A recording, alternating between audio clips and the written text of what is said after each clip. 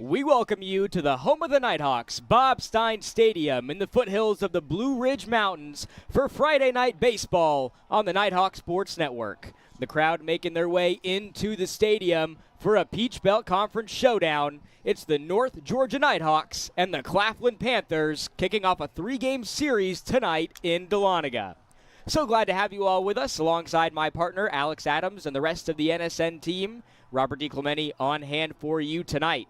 The Nighthawks fresh off a dominant win over West Florida on Wednesday, 19-6. A run rule win in 8 innings. Dropped the first game of a 2-game series in a tight one, 3-4. But the Bats, they responded in a big way in the second. Alex, 19 of those 19 runs were the most that North Georgia has put up in a game this season. Offensively, for the most part, they have just been firing on all cylinders through these first 19 games. Yeah, they really have. I mean, you look at the stats, 6 out of 19 games, they have scored 10-plus runs. They have a 6-0 record in those games. 13 of 19, they've scored 7 runs or more. They have an 11-2 record. The offense has just been absolutely on fire this season, and we hope it continues tonight against this Claflin team. Absolutely. When you look at the visitor side, Claflin, the Panthers, they've really turned a corner this season. At 5-9-1, they've matched their most wins in a season since 2022, and after not getting the results they wanted in years past, Alex, they've been off to a great start to their 2025 campaign. They really have. I mean, they started their season 4-1-1, 3 of those wins coming in their first 3 games at the Ron Washington Classic. They have kind of turned off a little bit here since then, only going 1-8-1, but this is still a really good Claflin team. They've scored 7-plus runs in 8 of their 15 games, so they're really electric offensively. They've also scored 5. They've had 5 games scoring double digits, so anything can happen tonight. We'll see what happens tonight as UNG's pitcher Pierce Williams is warming up on the mound. Absolutely, and this is a Claflin team that has given North Georgia some trouble in years past, so I think it's going to set up a really interesting 3-game series this weekend in Dahlonega. Again, glad to have you all with us. Should be a fantastic series, fantastic weekend for baseball here in the Gold City. Like Alex mentioned, Pierce Williams, the man on the mound, getting the start for North Georgia tonight. He has become the Friday starter for Coach Cantrell and the Nighthawks since he's been back healthy this season. Graduate student out of Douglasville, Georgia, has been absolutely dealing this year. This is his 6th start of the 2025 season.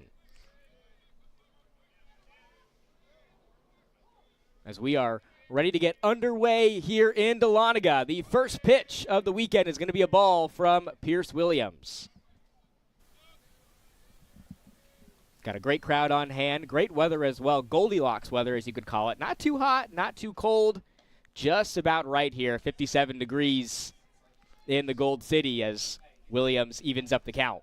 It is perfect weather for baseball. I mean, it was a little cool this morning, 37, 38 degrees up here. But it warmed up nicely up to about 60, so it's great weather for baseball. Great night, too. That's just typical Georgia weather for you, where you start out the morning and you got your jacket, your pants, you're all bundled up, and by afternoon, nighttime, you got your shorts and your T-shirt on. Oh, yes. Plenty of people know me. They know I don't wear sweatshirts. I actually wore one out of the house this morning. And Pierce Williams picks up his first strikeout tonight on the first at-bat, sending Devin Tallington back to the dugout. That's going to bring up the catcher, DJ Mungnast. Quick-lived plate appearance there for Tallington, who propelled his way up to the top of the batting order here for Claflin after a fantastic series against Anderson last weekend. And Mungnast, I mean, he's on a 3-game hitless streak right now, but before that he was on a 6-game hitting streak. So he really does have some singles and some doubles in that bat of his. Yeah, he's definitely due for something here. Finds himself up in the count 2-0 against Williams. Williams delivers the pitch. First foul ball of the evening, going to make the count 2-1.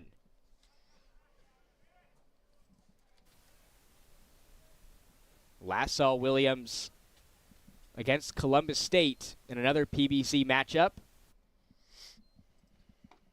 Delivers strike 2, a nice looking pitch there to even up the count. Yeah, you referenced that his last game. It was against Columbus State. 7 hits, 3 runs. All of them were earned.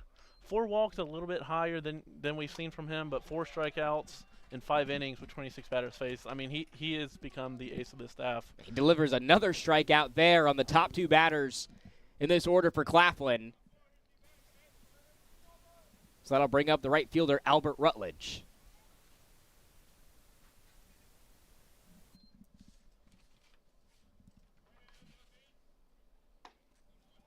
And another strike from Williams. Rutledge this season batting .370. This is 47th at-bat of the season. Second on the team in hits with 17. As he grounds this one to first, and an easy play there for Phillip Ard to get the out. A quick 3 up, 3 down by Pierce Williams and the Nighthawks is going to bring Andrew Sopata up to bat when we come back. You're watching North Georgia Baseball on the Nighthawk Sports Network. At the heart of America's gold rush stands a beacon of leadership, tradition, and excellence. A university that has always led the way, forging an environment for broad-based academics, world-class athletics, and tomorrow's military leaders. The University of North Georgia. Learning and leadership, passion and preparation, transformation and tradition. We are the University of North Georgia.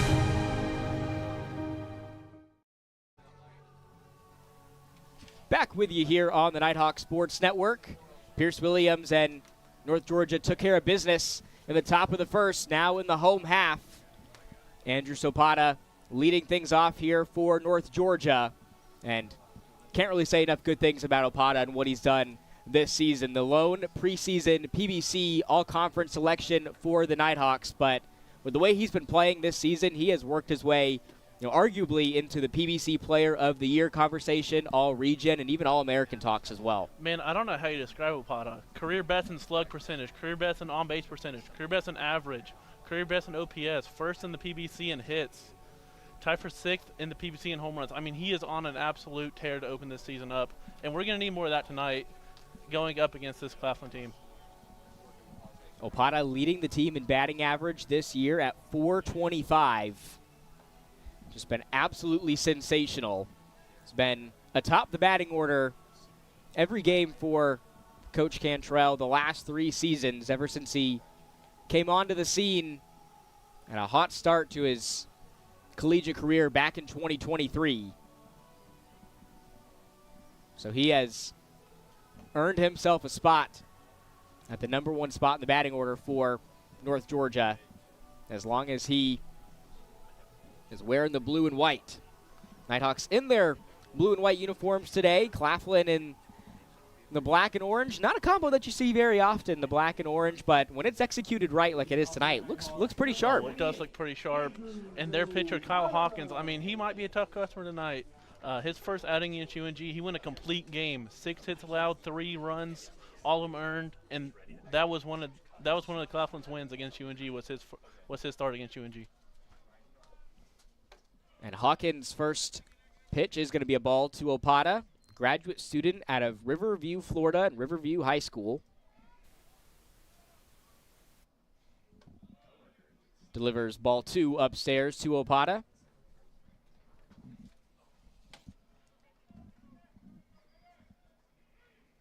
And the quick 2-0, first strike of the evening for Hawkins. Yeah, it's interesting when you look at Hawkins' numbers. His ERA at 8.50 this year, delivers strike 2. Not the highest out of the typical starters for Claflin, but like you mentioned, he was on the mound the last time this team beat North Georgia. That coming back in 2022, 3 years ago. Like you mentioned, Alex, had that complete game, 3 strikeouts, only allowed 3 runs, and a 6-3 win for the Panthers. So he's the only player that has seen this North Georgia team that has been victorious. Only one with any real success, too. The payoff pitch from Hawkins cuts it close for ball 4, so he walks his first matchup of the night and brings up the shortstop, Chase Bowen. And 9 times out of 10, this is a scene that Bowen finds himself in a lot, where Opata either gets a hit or draws a walk to get on first.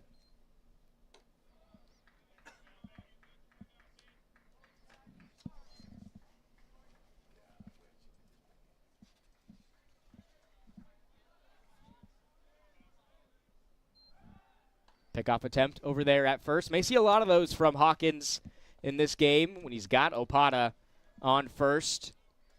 No outs up on the board. Opata is absolutely a threat to make a break for it to second. Yeah, I mean, he's perfect 12 for 12 in steals. He leads the PBC by 6 steals. The 1-0 to Jace is going to be inside for strike one. Bowen second in the PBC in hits this year with 32 behind his teammate on first, Opata. This one is hit into left, and it will be caught for out number 1, and Opata will make his way back to first as Drew over there in left field made the play. Now batting number 4, Philip Ard. And the nation's leader in RBIs up to bat, Philip Ard. He had a phenomenal first season with the Nighthawks last year, newcomer of the year for this UNG baseball program, and he has taken his game up to another level this year. Yeah, Philip Ard, you look at it, tied for first in the PBC in home runs, tied for 10th in hits, tied for 14th in doubles. I mean, he is turning the cover off the baseball as he hits a foul ball right there. But if it stayed fair, that was probably going to be another double.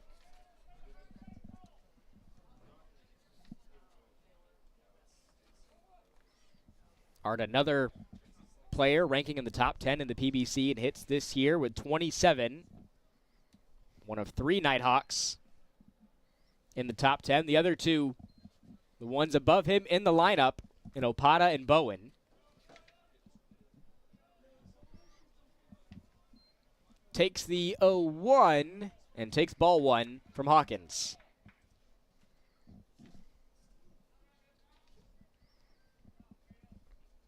This lineup identical to what North Georgia had in their last game against West Florida.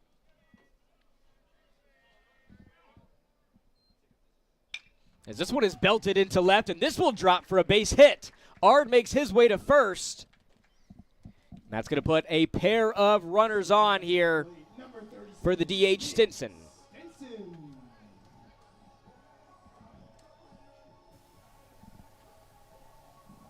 Just 1 out up on the board. Brings up the man who has been red hot for the Nighthawks ever since he has made his way into the starting lineup. A 10-game hitting streak for Stinson, the longest of any player on this North Georgia team. Fouls this one back.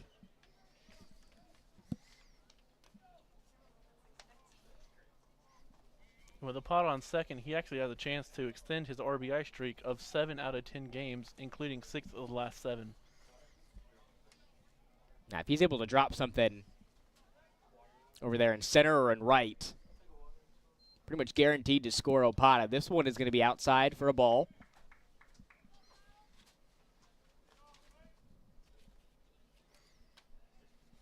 Stinson has a hit in every game this season except his debut against Lincoln Memorial. Takes the 1-1 from Hawkins. Fouls this one out of play.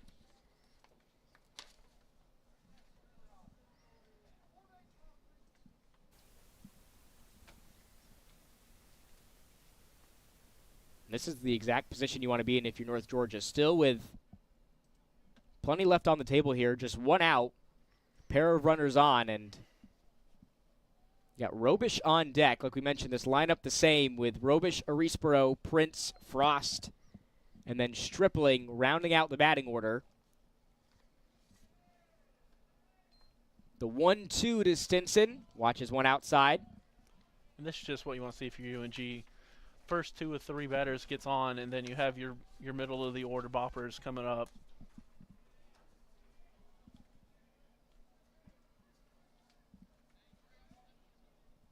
Hawkins gets the signal, still got his eye on Opata. Over there at second, delivers the 2-2, and Stinson hits this one into center field.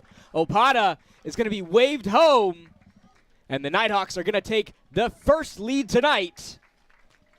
Andrew Opata comes home, and the bat of Stinson pays off. It's a 1-0 lead for North Georgia in the bottom of the first. I mean, he just smacked that thing right in the middle. I mean, I would love to see the exit velocity on that. I mean, it looked like 102 miles an hour, just straight up the middle. The pitcher couldn't do anything about it.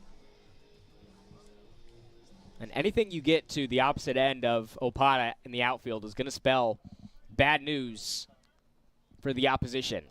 It's going to bring up the left fielder, Kyle Robish.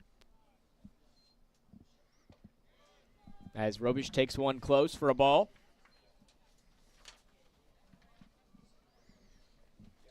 Robish has a hit in each of the last 4 games, including a pair of multi-hit games against Columbus State and West Florida.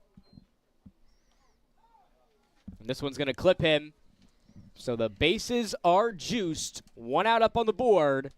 And here comes the right fielder, Jorge Arispero. And this has been kind of a problem for Claflin all year, is hitting batters, walking batters. They have 118 walks, 9th in the PBC.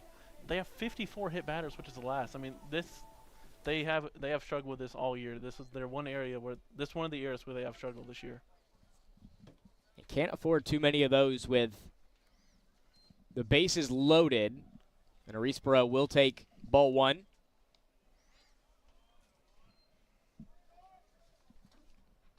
Arispero slowly but surely working his way back into the starting lineup. Takes a crack at that one, but misses to even up the count. And we say slowly, but definitely surely, he has worked his way back in here. Has a hit and has 4 straight multi-hit games. Takes another one outside for ball 2. Including RBIs in the last 2 or 3 games. So, and with the bases juiced, if he gets a hit or a sac fly, he's gonna have at least 1 RBI on his ledger. Up in the count right now. Hawkins delivers the 2-1. Arispero takes another big swing at that one, but misses, even up the count again.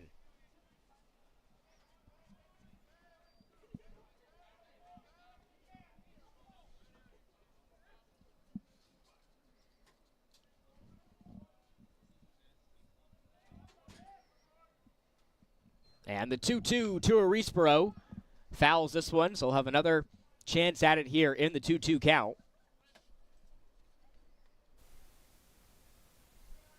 Talked about those multi-hit games for Arispero.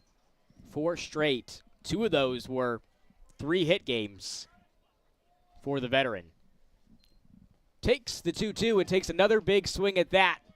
Misses for strike 3. So Hawkins picks up his first strikeout tonight.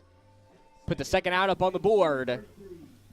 We'll see if the second baseman, Jake Prince, can mount a 2-out rally here for North Georgia. And that was a good pitch by Hawkins. Up and in. I mean, there's nothing Arispero could have done with that ball except foul it off.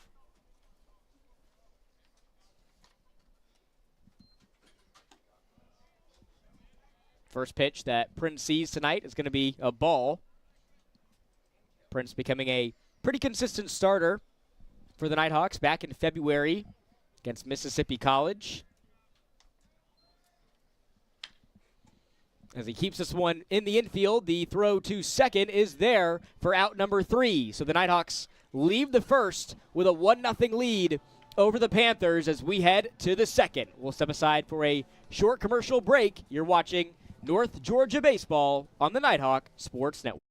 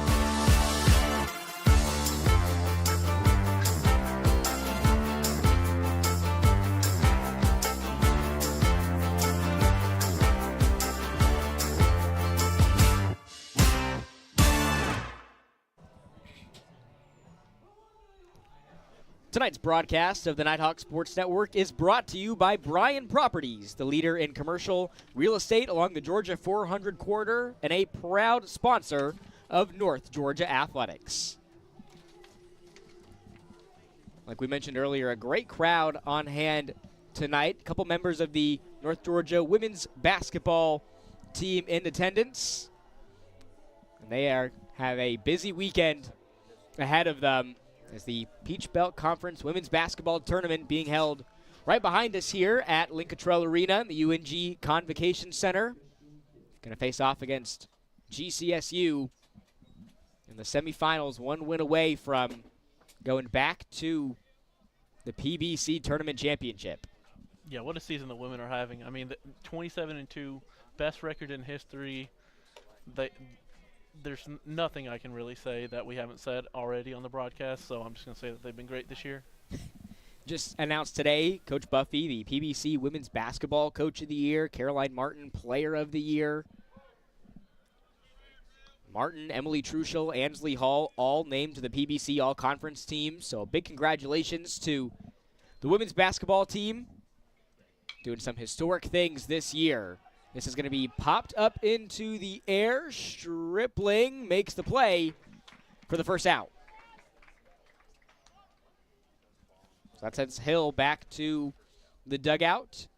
Brings up the third baseman, Anthony Hardy.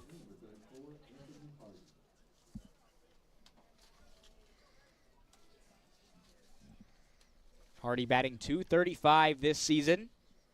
This is 35th at-bat.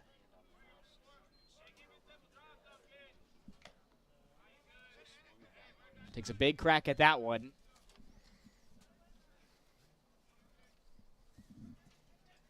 Doesn't have anybody on right now, but typically when he does get a hit, it's got an RBI attached to it. 8 hits this season for the third baseman and 7 RBIs.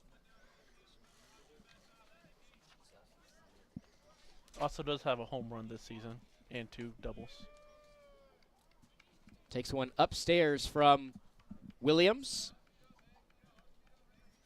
Was able to work this Claflin batting order into a quick 3 up, 3 down in the top of the first. This will be ball 2, excuse me.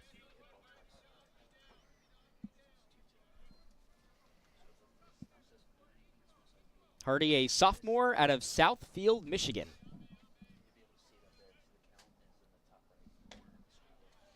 This one is going to be another strike. Williams has been on fire here to open up this game. 3 strikeouts through the first 2 innings so far. Completely fooled Hardy with that slider. I mean, it started middle of the zone and just absolutely dropped off a plane. Hardy had no chance.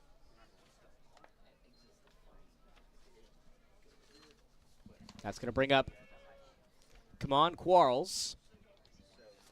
The second baseman leading the team in batting average this year at .360.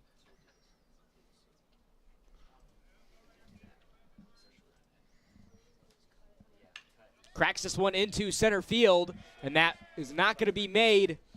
That play there by Jace Bowen, and so the Panthers add a hit up on the board as they try to mount a 2-out rally of their own. Quarles extends his hit streak to 8 games, but he has no runs scored in 5 of his last 6 as well. That's going to bring up Nehemiah Drew, the left fielder.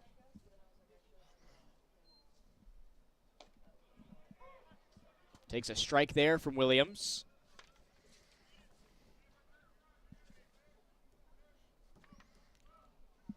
Sophomore out of Raleigh, North Carolina.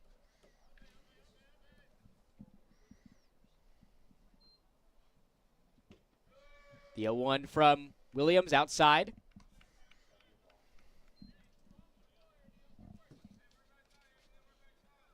Claflin doing a really good job of also recruiting a lot of different players from a lot of areas around the country as well. Sometimes see with these PBC teams, a lot of players that are in state, and Claflin, you got a handful of players from Georgia, North Carolina, South Carolina, Michigan as well.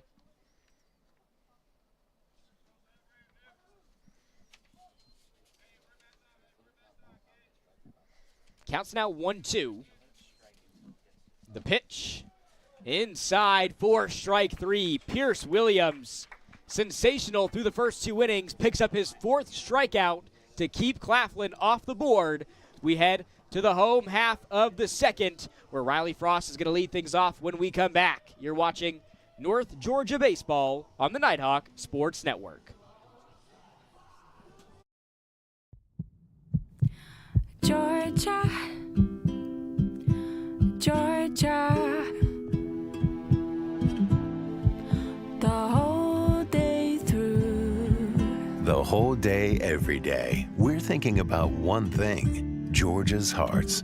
While you're busy being you, we're working to make Georgia Heart Institute Georgia's #1 heart program. One of only 2 programs in the state offering robotic heart surgery as an alternative to open heart surgery. So whether you live in Atlanta or Athens, in the country or in town, the future of heart care is here for you today. We do it all because Georgia's hearts are always on our minds. That old sweet song keeps Georgia on my mind. Georgia Heart Institute.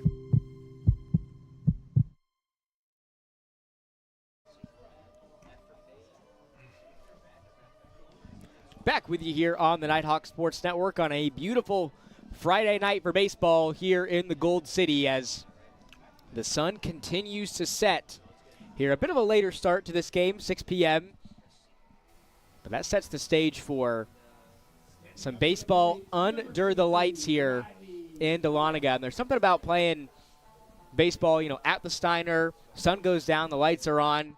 The vibe starts to change a little bit. You definitely feel like the players are a little more amped up. I mean, not even the under the lights, but just seeing the beautiful sunset over the terrace. I mean, there's nothing matched about this in Division II baseball. The first pitch that Riley Frost sees here in the bottom of the second is going to be a strike. And now a quick ball from Hawkins, even up the count. Frost, a day-in, day-out starter for Coach Cantrell the last 4 seasons as he grounds this one into left field, and he's going to make his way to first easily there. Only took a couple pitches for Frost to get on first, and a great start to this bottom of the second inning here for North Georgia.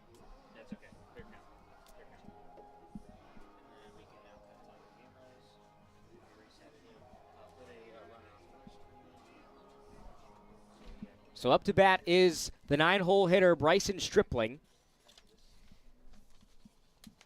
who has strung together some really nice games for North Georgia as of late. Bunts here, keeps it fair. The flip to first gets there on time, but the sac bunt puts a runner on second as the batting order flips over to Opata. Perfect bunt really by Stripling. Put it in the perfect place. Kyle Hawkins had nowhere to go but first. Putting Riley Frost in scoring position. Yeah, an unselfish play there by Stripling. North Georgia's always going to be one of the team leaders in the Peach Belt Conference in those sac bunts and those sac flies. A perfect one there from Stripling to bring Opata up to bat, who takes a strike from Hawkins.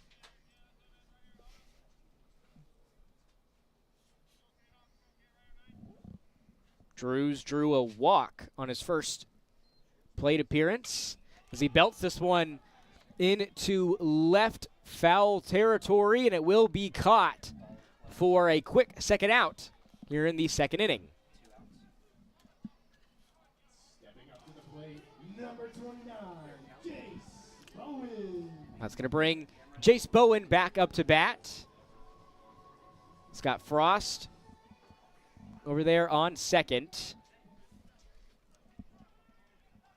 These two have played together for the last 3 seasons.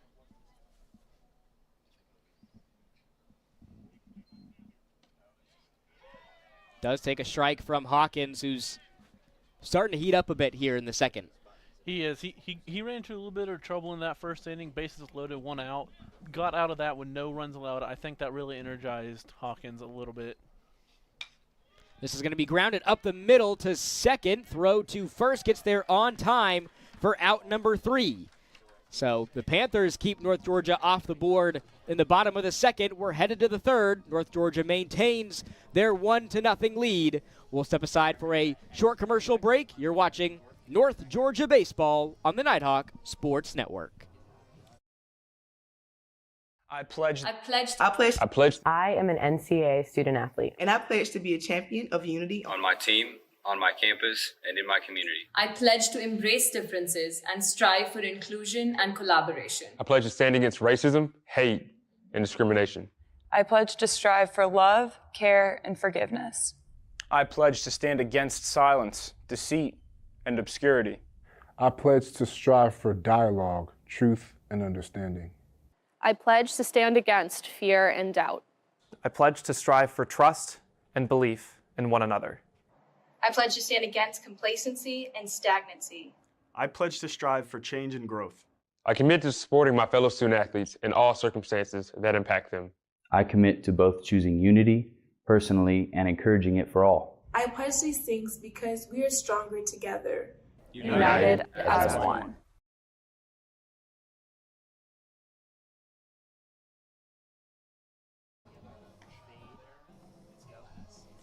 Dahlonega Resort and Vineyard is a quick drive from Atlanta, but a world apart from the noise and sprawl. Escape to the North Georgia mountains for your next weekend adventure, or book your next corporate outing at Dahlonega Resort and Vineyard today.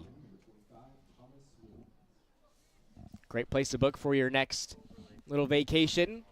Lots of North Georgia students starting their vacations today. Spring break coming up here at UNG.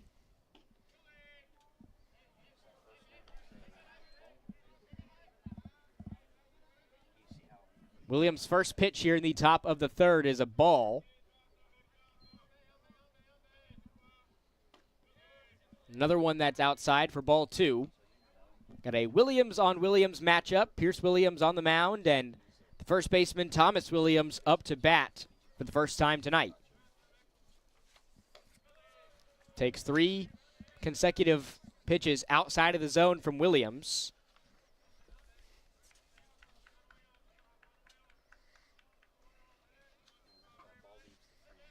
And the 3-0, Pierce takes one back to make the count 3-1.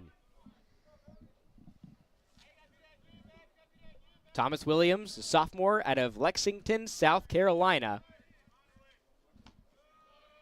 takes strike 2, and just like that, Pierce Williams has made this count full.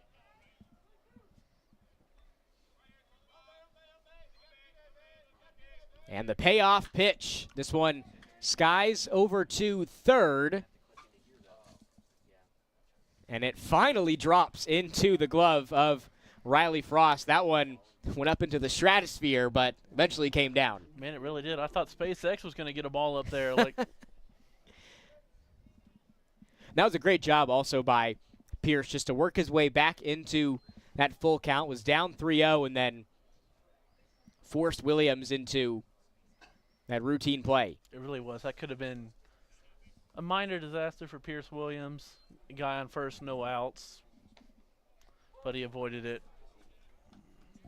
Delivers a strike to the 9-hole hitter. Shortstop Aiden McDaniel.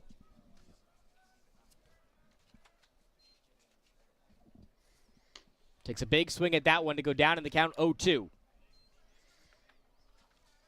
Aiden had 3 hits his last game. Before that, he was on an 8-game hitless streak. Maybe that 3 hits in his last game broke him out.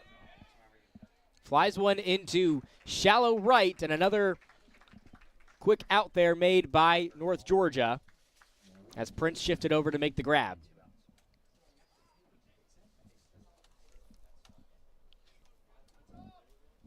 So the batting order flips back over to Devin Tallington.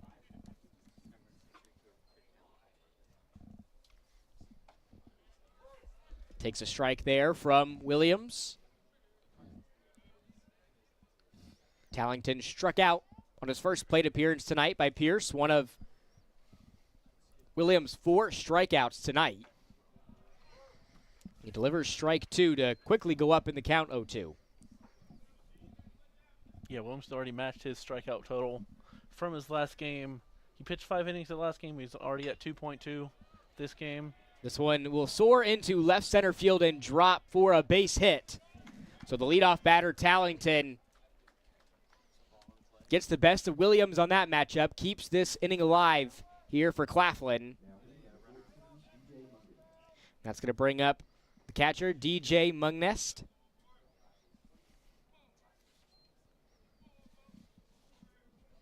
Was also struck out by Williams on his first plate appearance. Tallington was able to steer the ship on his last at-bat.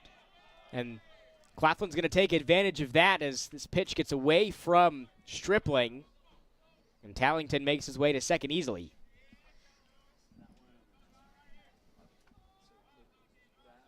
First time that Claflin has had a runner on second tonight.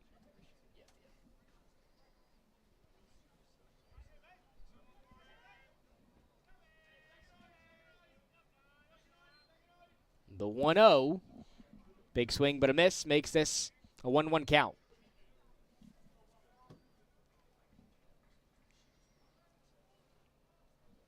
Mugnas batting .294 this season. Third on the Panthers. The throw to third gets there not on time. So it's going to put a runner in scoring position for the Panthers. A heads-up play there by Stripling to get it to third. Frost looked like they would have had the play, but fortunately for North Georgia, it's going to keep this inning alive here for the Panthers. Impressive that Stripling even got it over there with the righty in the batter's box. This one soars into the glove of Frost. What a play over there at third by Riley. A sensational one to end the inning. Makes the grab and keeps Claflin at bay and off the board. It's still a 1-0 ball game as we head to the home half of the third. We'll step aside for a short commercial break. You're watching North Georgia Baseball on the Nighthawk Sports Network.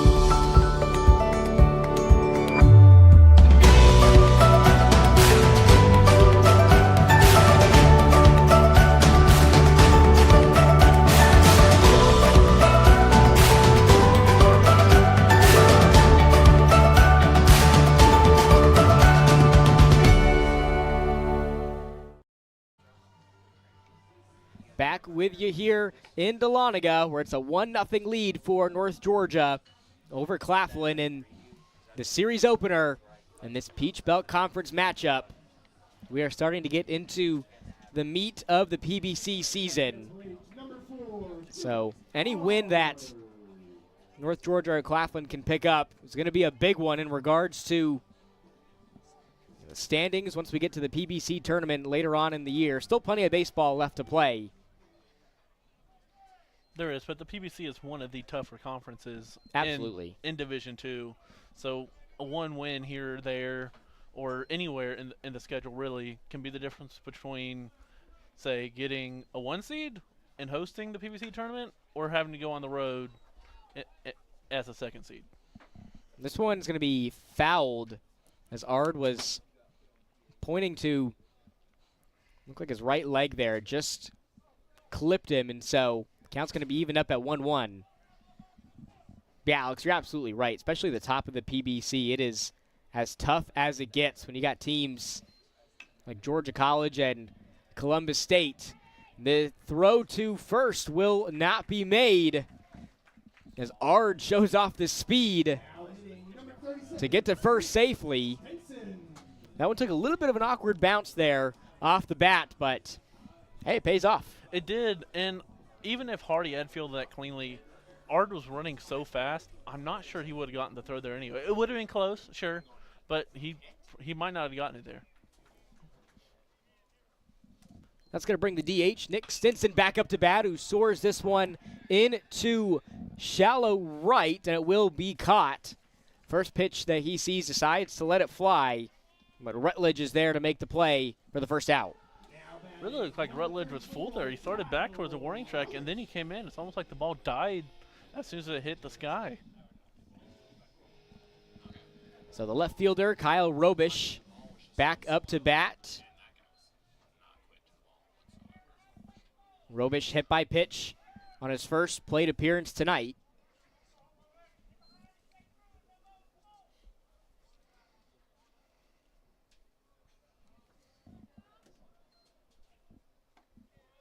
Takes a strike there from Hawkins.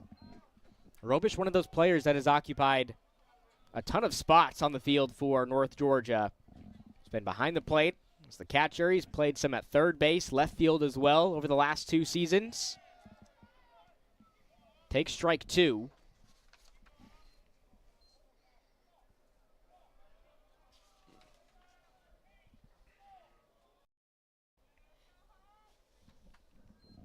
And the 0-2 to Robish. This one outside for ball 1.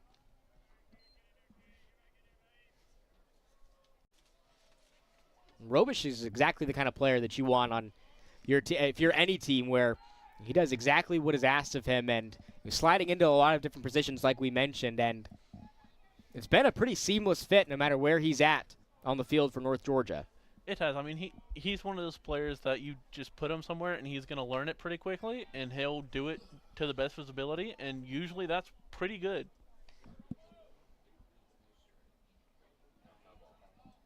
Count is 1-2 for Robish. You got the senior Arispero on deck.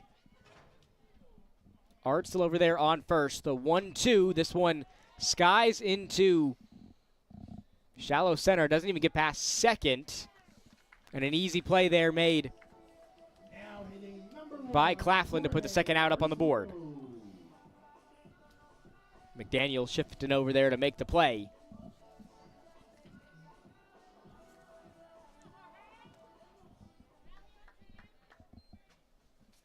See if the Nighthawks can mount a 2-out rally here with Arispero, who struck out against Hawkins on his first plate appearance.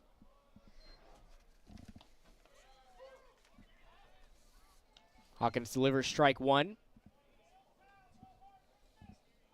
That strikeout, the only one for Hawkins so far in this game, but he has still forced North Georgia into a lot of routine plays, as this one is going to be hit into right foul territory, and the play is not going to be able to be made. This one takes a bounce off of Coleman Fieldhouse as Arispero goes down in the count 0-2.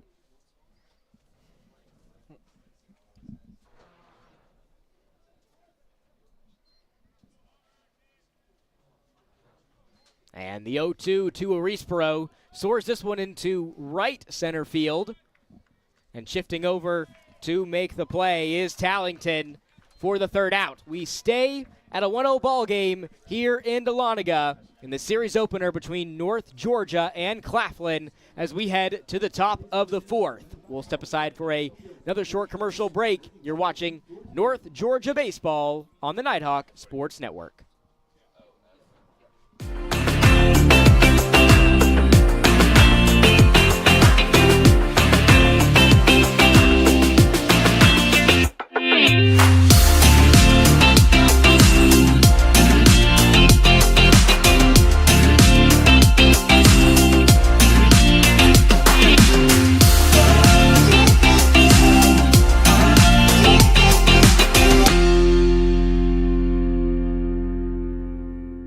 At the heart of America's gold rush stands a beacon of leadership, tradition, and excellence. A university that has always led the way, forging an environment for broad-based academics, world-class athletics, and tomorrow's military leaders.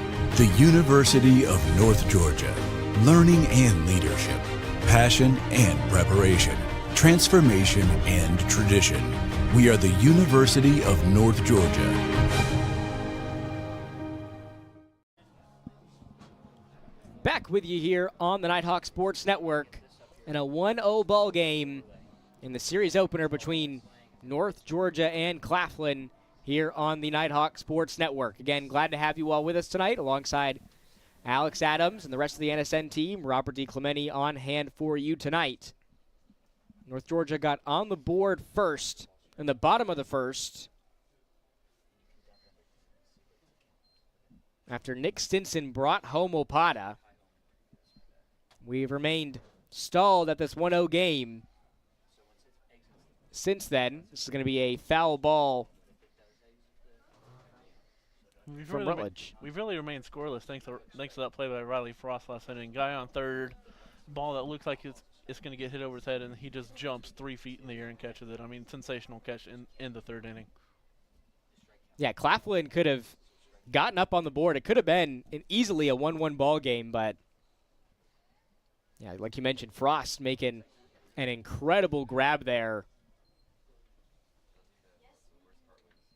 to get a ball that could have easily soared into left. This one stays fair. Ard will flip to first, and the out won't be made as he had a couple of options there. Ard did. Could have tagged the base. Didn't look like he was going to make it in time, and so Williams heads up, tries to shift over to first so Ard could flip it to him. Couldn't get it there in time. Kind of unfortunate. I mean, the ball was so deep in the hole, Ard had to go back 4, 5, 6 steps, and by the time he did that, he couldn't make the play, and then Williams was too slow getting over there. So it was just really good speed and really unfortunate where that hit was.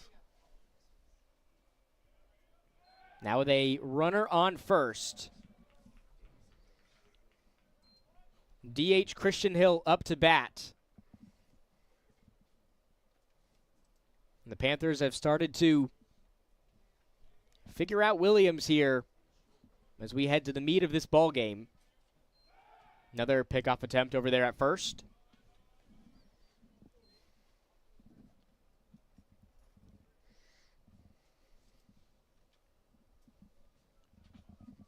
Hill had a fly out on his first plate appearance tonight.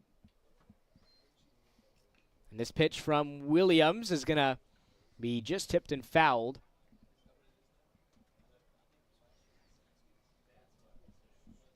So it is now an 0-1 count.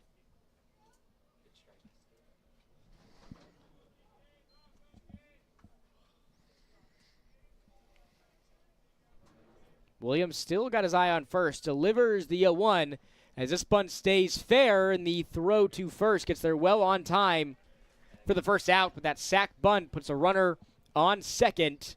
Rutledge makes it there,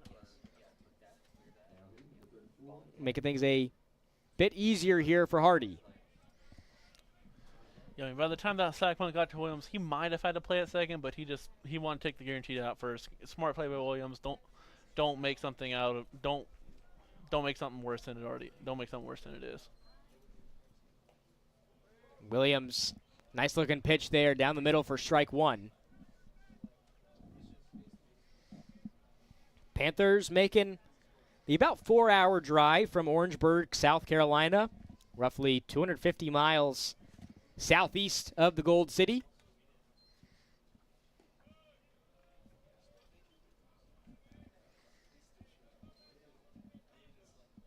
Count all evened up at 1-1. Last couple of innings, Claflin's been able to plate a runner over there on second. A big swing but a miss is going to make this a 1-2 count.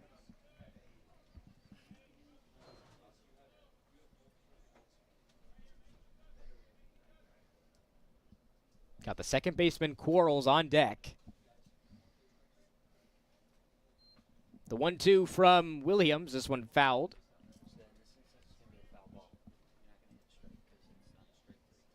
So he will stay put at the 1-2 count.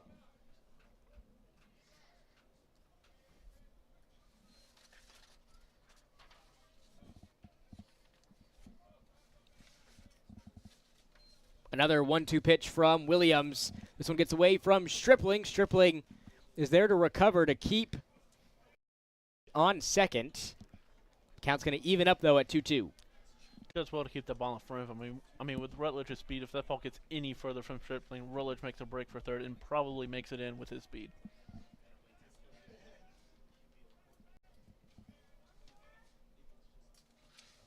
And the 2-2.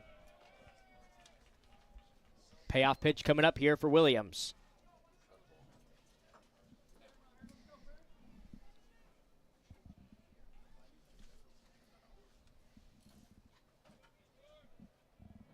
Got a 3-2-1 count up on the board. The payoff pitch. This one soars over to shallow center field. Opata makes a couple steps forward to make the grab for the second out.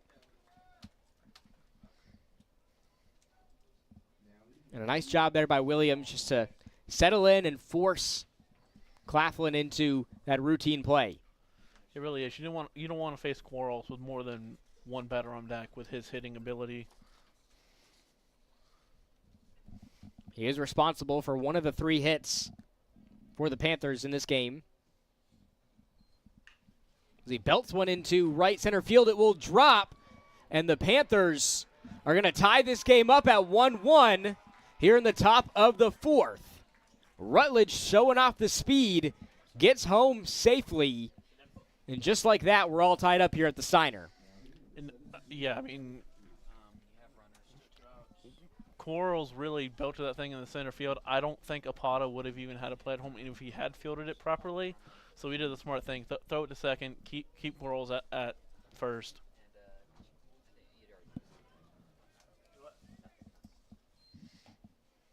This one inside for a strike.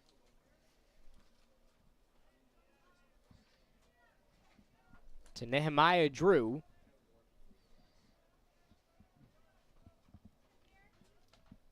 Was struck out by Williams last time he was up to bat. Williams was off to a fantastic start to this game with 4 strikeouts through the first couple innings. But now that the Panthers have been through the batting order once already, seem to start to figure things out here. So we have a pickoff attempt over there at first. Yeah, I mean, you know, little baseball saying, first time through the order, low batting average. Second time through the order, a little bit better. Once you get that third time through the order, look out, because stuff could fly. The 1-1 from Williams. And the throw to second does not get there on time. That's going to put a runner on second. Quarles makes it. Makes the life of Drew a little bit easier. Yeah, well, Pierce a little bit wild this inning. We've seen him miss a few times low. He seems to be skipping them in there. He's throwing about 58, 57 footers, and Stripling is having a hard time blocking him. Got a little bit of action going on in North Georgia's bullpen right now.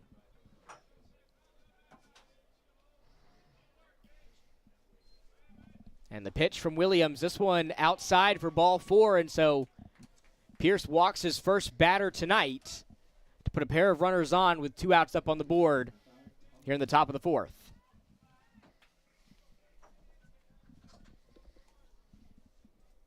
It'll be interesting to see the leash that Williams has in this game now into the 4th. Typically caps out around 5 innings in a start here for North Georgia. Most he's played so far this season was 6 against Mississippi College. Yeah, it seems to stay around that 22 to 26 batters face mark. Right now he's at 16, so probably 8 to 10 more batters for Pierce before they pull him if nothing drastic happens. Williams does deliver a strike there.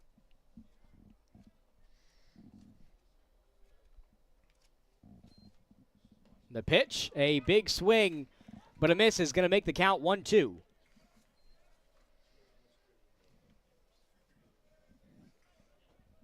Thomas Williams, the first baseman, up to bat.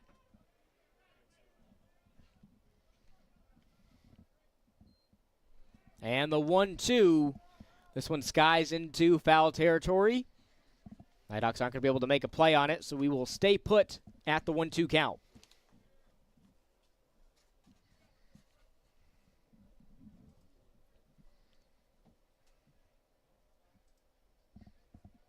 Williams had a fly out on his first at-bat.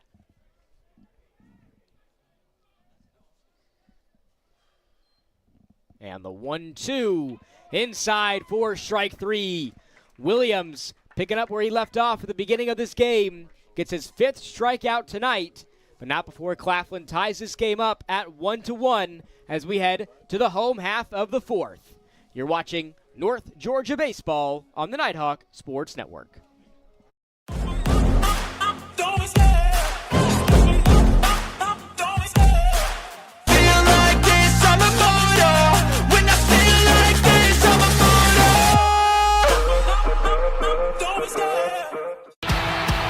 The road to national championships runs through NCAA.com. And whether you follow one college team or all of them, it's never been easier to get the content you want with NCAA.com, the home of college sports.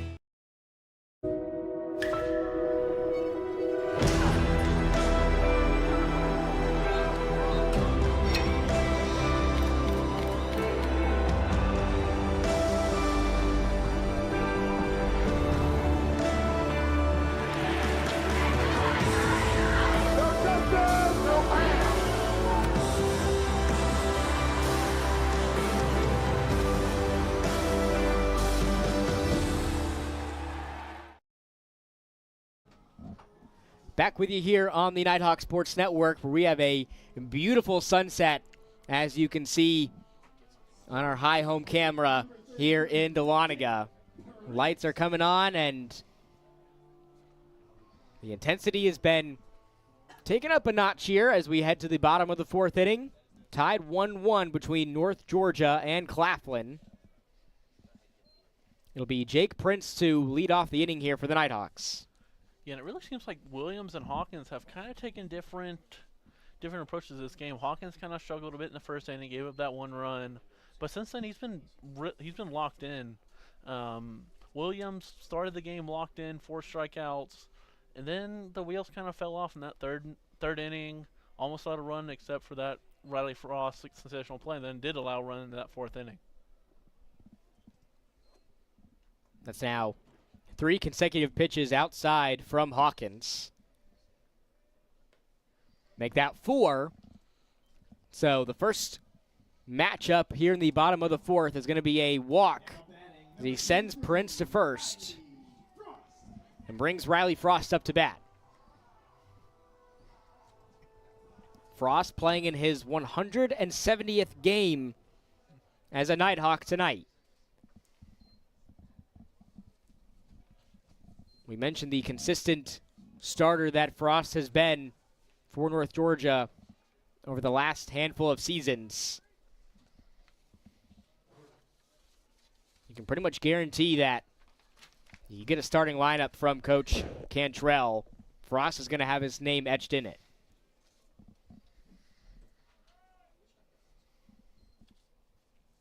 Frost takes a big swing at that one, but a miss.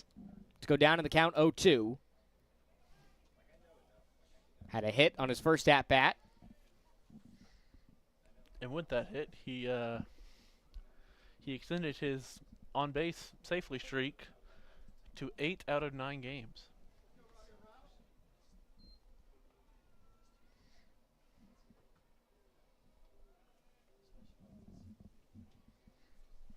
Finds himself in a 1-2 count. This pitch outside, and Prince is going to take advantage of that, getting to second, and the count evens up at 2-2. Bit wild there from Hawkins. It just got away from him, that slider. It really just kind of cut too much on him, and the catcher Mugnass couldn't do anything about it.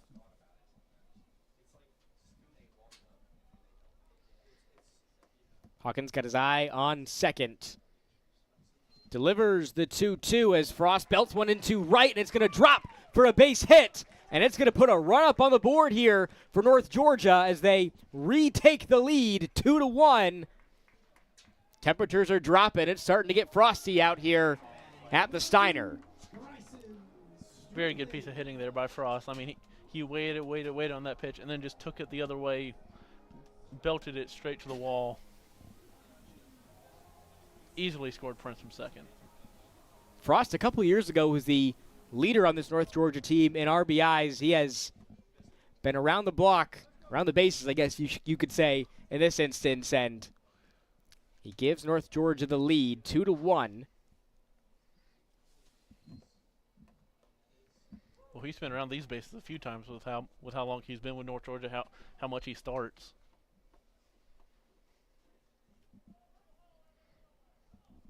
Brings Bryson Stripling up to bat. Down in the count, 0-1. Fouls this one. Finds himself in the same position Frost was just in with no outs and a runner on second.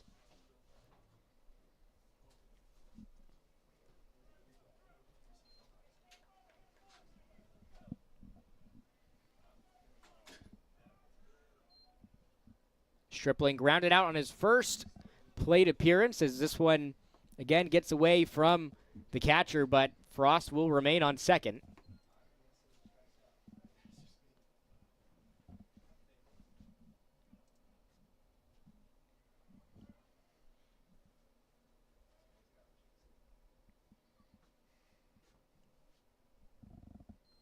And the 1-2, this one high for ball 2. Stripling, a hit in 4 of the last 5 games, including 2 multi-hit games against Columbus State in what was his best offensive series of the season so far. Speaking of Stripling, career best in slugging, on-base percentage, average, and OPS. He's having a sensational start to this season. In his second season with the Nighthawks, he's been their go-to guy behind the plate over the last season and a half here at North Georgia. Payoff pitch, ball 4, puts a pair of runners on first and second, and the batting order flips back over as Andrew Sopata makes his way into the batter's box. I actually think that hit Stripling. I think that hit him on the elbow. It may have gotten a piece of him. Either way, bad news here for Claflin. No outs up on the board, and you've got one of the best bats in the country with a chance here to extend this North Georgia lead.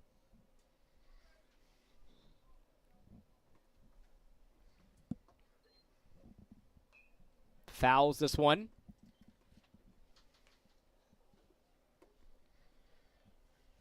Pata has drawn a walk and had a fly out on his 2 plate appearances tonight.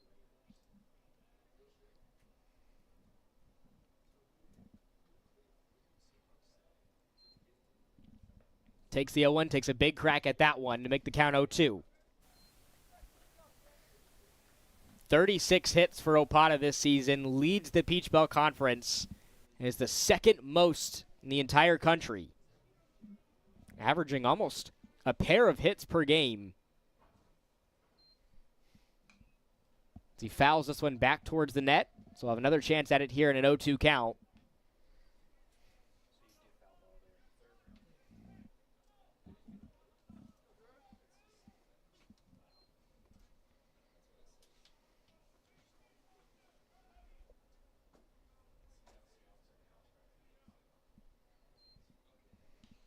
This one will be fouled out of play, and Opata has been one of, if not the best batter on this North Georgia team the last couple of seasons, but he has really made a name for himself nationally, getting a lot of recognition around the country as one of the best batters in Division II baseball. Oh yeah, I mean, as we alluded to in the open, I mean, Opata's just having a career season this season. He's also tied for second in RBIs. Of course, he's behind Philip Ard because Philip Ard is insane at RBIs this season. But as he strikes out there, but I mean, there's just not enough good things we could say about what Opata has done for this team this season. You could tell Opata wanted all of that one. Very rarely do you see him walking back to the dugout, But Hawkins picks up a big strike out there to put the first out up on the board. Pair of runners are still on for Jace Bowen. And what a luxury Tom Cantrell has. I mean, you start out with a pot at the top, and then you have Bowen and Philpart. I mean, there's nowhere in this top three for Hawkins to really feel safe about getting an out. And really in this entire lineup.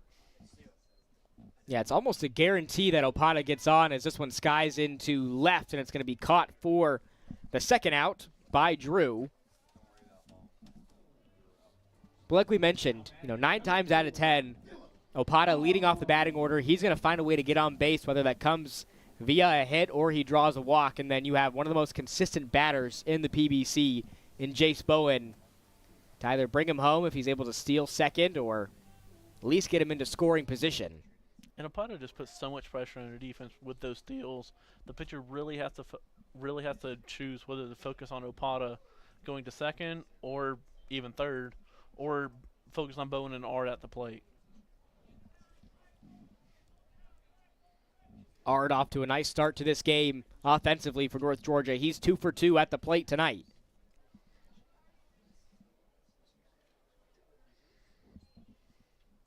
And he takes one into the arm there, and the bases are again juiced for North Georgia.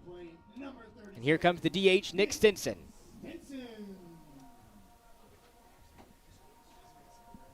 Stinson has a hit with an RBI, and he has flown out on his 2 plate appearances tonight. That first hit gave North Georgia the 1-0 lead in the bottom of the second to send Opata home. As he takes ball 1 there from Hawkins. Claflin does seem to be getting somebody warm in that bullpen in left field in case this inning does go AWOL for Hawkins.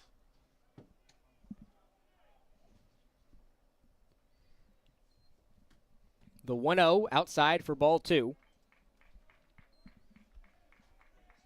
Stinson went 4 for 10 with 3 runs and 5 RBIs and a triple against West Florida earlier this week.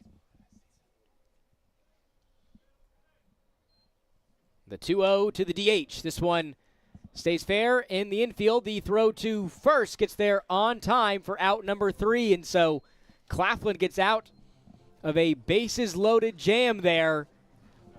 North Georgia goes into the 5th with a 2-1 lead, courtesy of the bat of Riley Frost. We'll step aside for another short commercial break. You're watching North Georgia Baseball on the Nighthawk Sports Network. Georgia, Georgia, the whole day through. The whole day, every day, we're thinking about one thing, Georgia's hearts. While you're busy being you, we're working to make Georgia Heart Institute Georgia's #1 heart program. One of only 2 programs in the state offering robotic heart surgery as an alternative to open heart surgery. So whether you live in Atlanta or Athens, in the country or in town, the future of heart care is here for you today. We do it all because Georgia's hearts are always on our minds. That old sweet song keeps Georgia on my mind. Georgia Heart Institute.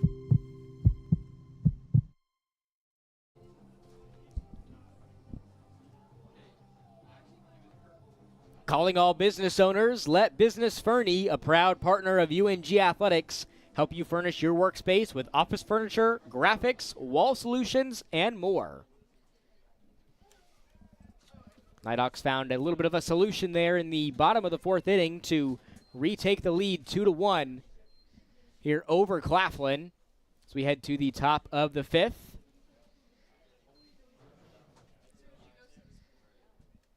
Williams' first pitch here in the top of the 5th is going to be a ball. This one's going to be fouled to even up the count at 1-1.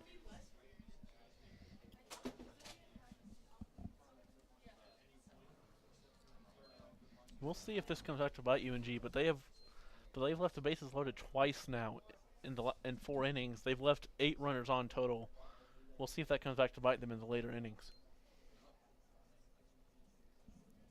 The shortstop, McDaniel, up to bat.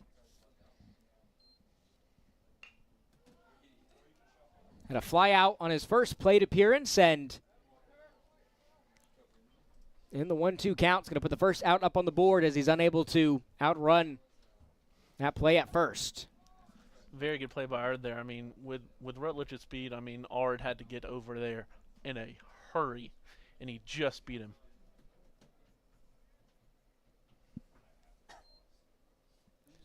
That's going to bring up the center fielder, Tallington.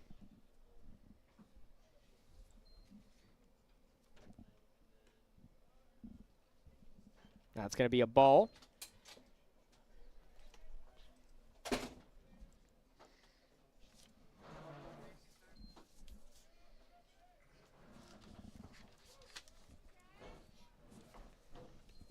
Tallington had a hit on his last at-bat.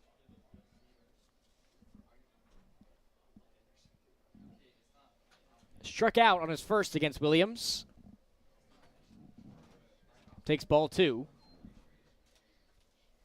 Even though the Panthers have had their ups and downs over the last handful of seasons, like we mentioned in the opener, they've been able to come away with some wins against North Georgia, picking up wins back in 2021 and 2022.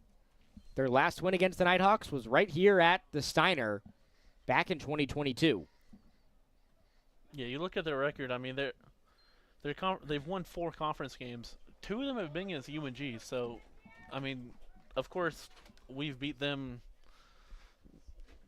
every other time, but I mean, it's still not an easy matchup at all by any means for UNG. And sometimes you just have those teams that, they just give you fits year in, year out. It doesn't matter what the records are, they're always going to be an issue. I mean, especially in the PBC. I mean, you never can count out any team in the PBC. This one upstairs for a ball. Got a busy night around the PBC. USC Beaufort taking on GCSU. Lander taking on Augusta. Georgia Southwestern and USC Aiken facing off. And then Flagler and Columbus State rounding out tonight's schedule.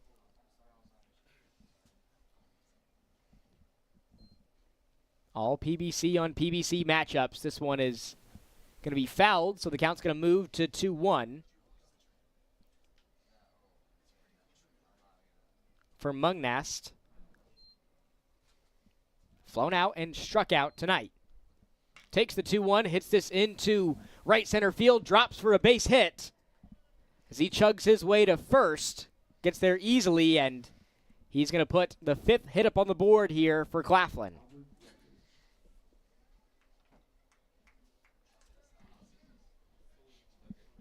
The right fielder, Albert Rutledge, now up to bat. It's been the top of the batting order here for Claflin that has seen the most success tonight. Tallington, Mungnast, and Rutledge all with hits here in this one as the top 3 batters in the lineup here for the Panthers.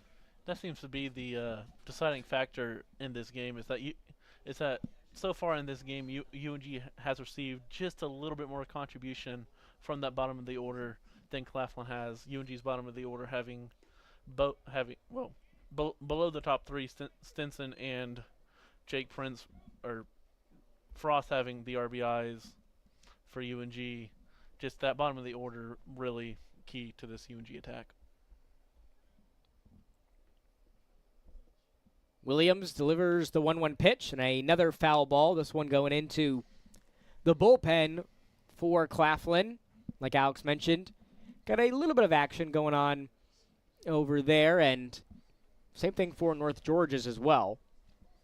As Williams enters inning number 5 here in this series opener. Delivers the 1-2. This one's going to be grounded to short, and Jace Bowen loses track of the ball there, unable to make a play. It's going to put runners now on first and second for Claflin. We've seen Chase make that play plenty of times this year. I'm not sure he would have made that play. Rutledge was booking it down the line. Could have potentially made a throw to second to get Mungnast out. Still got 2 outs up on the board. Rutledge now on first, as Williams delivers a strike.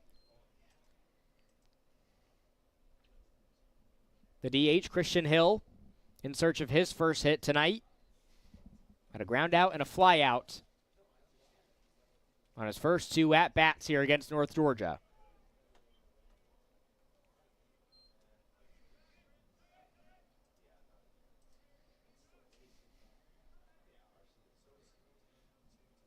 This representing an RBI situation for Christian Hill. He has 10 RBIs in his last 4 games. The RBI leader on this team with 16. Takes a nice looking strike there from Pierce Williams. Also the home run leader on this team with 3 thus far for the Panthers. And he has home runs in 2 of the past 3 games. He's definitely been on a heater, but so is Pierce Williams as he delivers another strike there. The 7th strikeout tonight for Pierce Williams keeps this a 2-1 ball game heading into the bottom of the 5th. We'll see if North Georgia can extend their 2-1 lead when we come back. You're watching North Georgia Baseball on the Nighthawk Sports Network.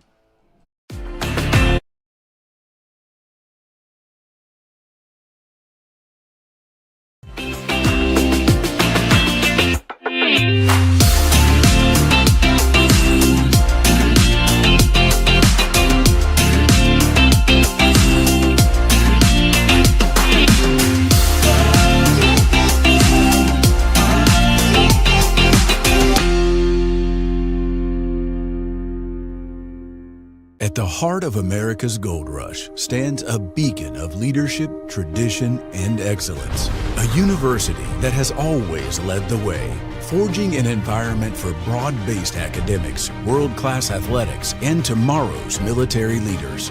The University of North Georgia. Learning and leadership, passion and preparation, transformation and tradition. We are the University of North Georgia.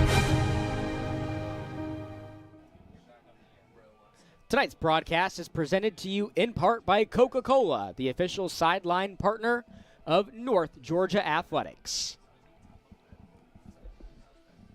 We welcome you back to Dahlonega, where it's a 2-1 ball game here between North Georgia and Claflin in this PBC series opener. Been a tightly contested ball game, back and forth. Neither team has really been able to break through. We'll see if that changes here in the home half of the 5th with Kyle Robish leading things off.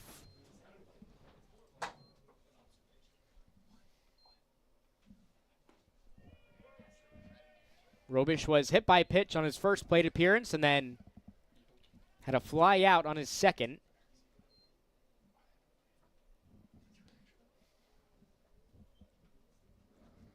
Takes ball 1.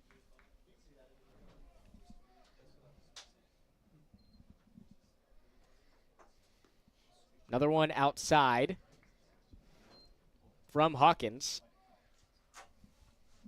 We mentioned in the opener, Hawkins was on the mound the last time Claflin beat North Georgia 3 years ago, back in 2022.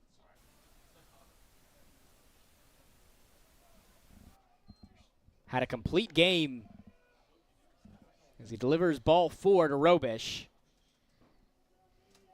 Had 3 strikeouts and allowed 3 runs, but this could potentially be the end of the night for him, as head coach for the Panthers will make his way out there to have a chat with him. And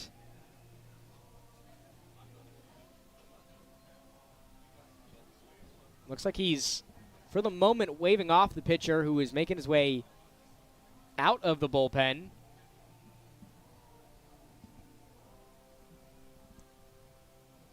Pitching story is going to be one to follow this weekend. Still a lot of baseball left to play, both in this game and Saturday and Sunday.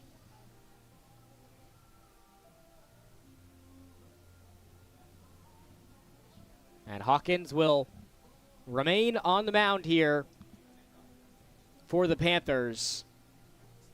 And Alex, I think this is the right decision. Game hasn't gotten out of hand up to this point. North Georgia just leading by a run here, and we've seen Hawkins go the distance against the Nighthawks before. Yeah, I think this is absolutely the right decision. You had to calm it down, though.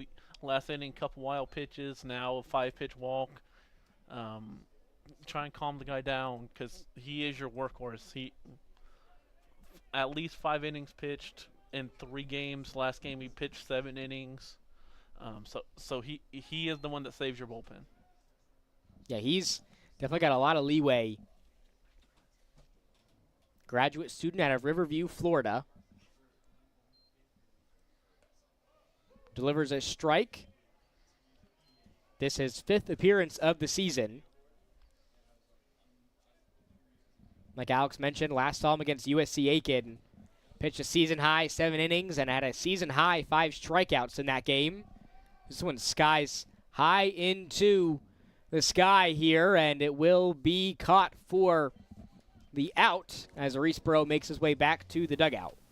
Now batting number 33, Jake. Yeah, like we mentioned, season-high in innings pitched, season-high in strikeouts, also season-high in hits and runs and earned runs, as well as walks. So a little bit of a mixed bag there for Hawkins. But tonight he's really turned it around against this UNG offense so far. Brings Jake Prince back up to bat. Takes a ball there. Has a hit in 8 of 11 games this season. Not a pretty common trend here for North Georgia. Very rarely do you see players sort of, get into a slump where they go multiple games without recording a hit, and typically they follow those up with some pretty good performances. This one skies into right, and it will be caught by Rutledge for the second out. Yeah, she said a bunch of our players have pretty good streaks hitting. Well, that happens when we're first in the PBC in hits with 211 hits, 38 doubles, tied for second in the PBC, 19 home runs, second in the PBC. So, I mean, UNG's offense is, like we said in the open, absolutely on a tear these first 19 and a half games. Yeah, they've been firing on a level this season that we really haven't seen from North Georgia in at least the last few recent years. Like you mentioned, leading the PBC in batting average and in hits thus far.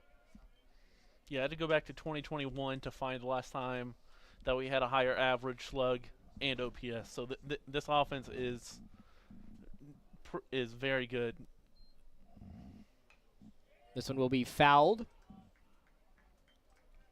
And those now 214 hits after the 5 tonight not only lead the PBC, that's the 7th most in the country by any team in Division II baseball. That is extremely impressive, especially considering the quality of teams that we have in the PBC with some potent offenses like Georgia College and Columbus State. And so far, through the first 19 games of the season, the Nighthawks have established themselves as the best offense in the PBC, which propelled them to some series wins over the Bobcats and the Cougars. Yes, of course, that Bobcat series that you were referencing was a non-conference series, so those did not count towards our conference standings. Another routine play there as Riley Frost is out, and that's going to take us to the top of the 6th. Still a 2-1 ball game here at the Steiner. You're watching North Georgia baseball on the Nighthawk Sports Network.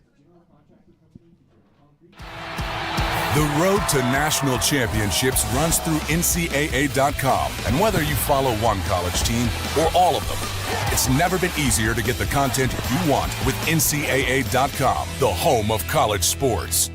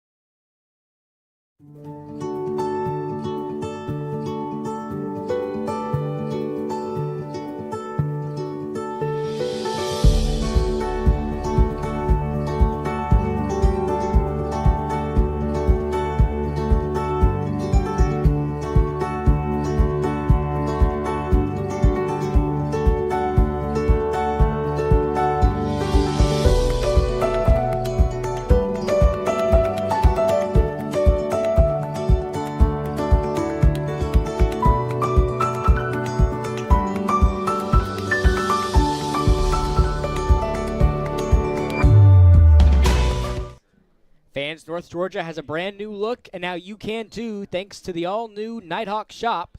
Visit the UNG bookstore today to get the latest NG branded apparel, souvenirs, gear, and more. As this one skies out into left, and it is out of the park. A home run by the third baseman, Hardy, on the first at-bat in the 6th inning, ties this game up at 2-2. What a response there from the Panthers. Yeah, what an absolute nuke hit by Anthony Hardy. Second home run of the season. That ball probably went 360 straight down the left field line. That ball got out of here in a hurry. Yeah, that was a no-doubter. Oh, boy, that ball was crushed. So just like that, we are all evened up yet again here in Dahlonega. A back-and-forth ball game between the Nighthawks and the Panthers. Crowd is starting to get excited here. Got some traveling Panthers fans in attendance from Orangeburg, South Carolina.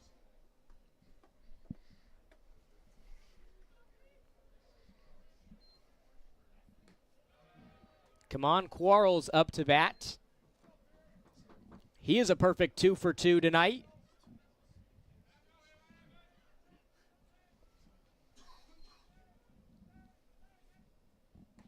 Takes the 1-2, takes a big crack at that one, but misses. He wanted all of that. Didn't get any of it as Pierce Williams picks up yet another strikeout tonight.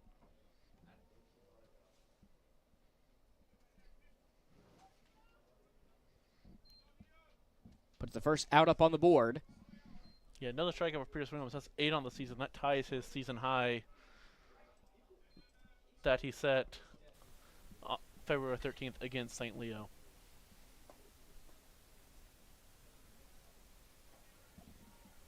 He's got his work cut out for him here, but he delivers another strike.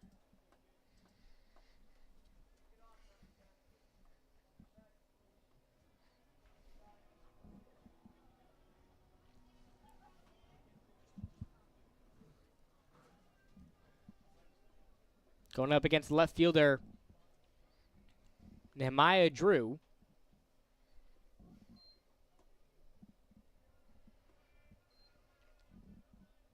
And the 0-2, this one outside.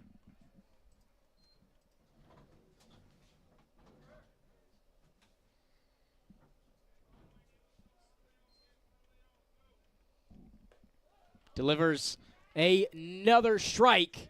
That's now 9 strikeouts tonight for Pierce Williams, a season high for the veteran.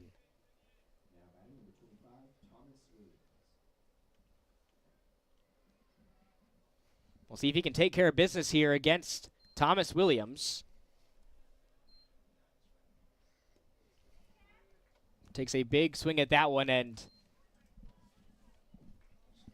Claflin's definitely been more aggressive here in this inning. Just haven't been able to get a piece of the ball here, as this is going to be another strike and another swing and a miss here for the Panthers. Yeah, that slider for Williams is absolutely eating Claflin alive, just tailing straight off the plane.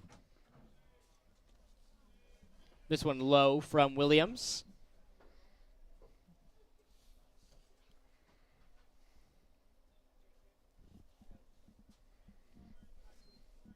And the 1-2, strike 3, as Pierce Williams ties his career high in strikeouts, now in double digits, his 10th of the game, as we are tied at 2-2, headed to the bottom of the 6th inning. A great game that we've had here on the Nighthawk Sports Network. As we step aside for another short commercial break, you're watching North Georgia Baseball on the Nighthawk Sports Network.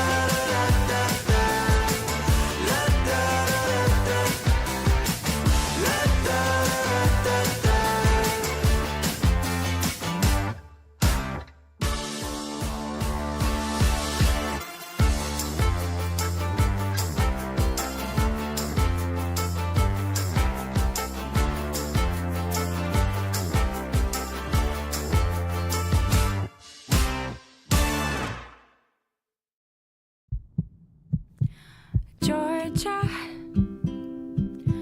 Georgia.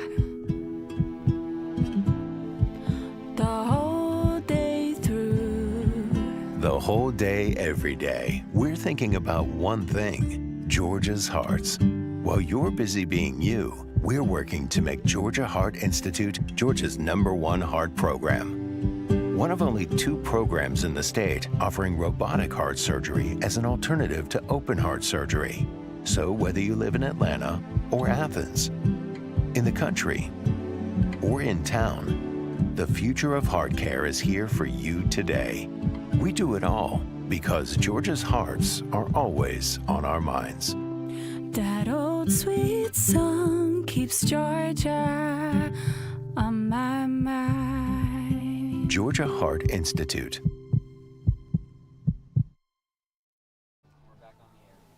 Back with you here on the Nighthawk Sports Network, where Claflin has inserted their second pitcher of the game. It's the junior out of Southfield, Michigan, Tyson Carter, now on the mound here for the Panthers. This is third appearance of the season. Previously pitched against Francis Marion and then against USC Aiken. That game against USC Aiken, most innings he's pitched so far this season at 2. Had a pair of strikeouts in that game as well. So if he's able to close out the game tonight, it'll be a season high for him. Yeah, that was his best outing, was the USC Aiken game. Only thing he struggled with that game was walks. He had 4. Of course, the Francis Marion, he allowed 5 runs and 5 walks. But 4 walks in 2 innings is not exactly what you want to see from a reliever. This first pitch is going to be a ball to Bryson Stripling. So Kyle Hawkins not getting another opportunity to go the distance against North Georgia, as he ended his night with 5 innings pitched.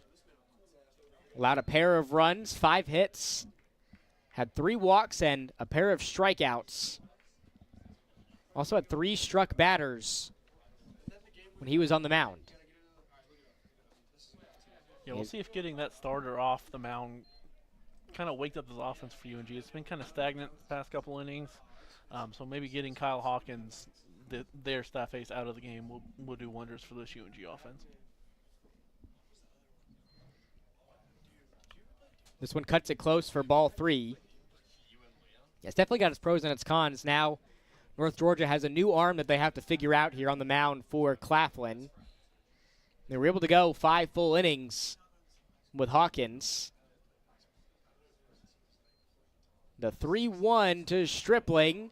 Count's going to run full after that strike from Carter.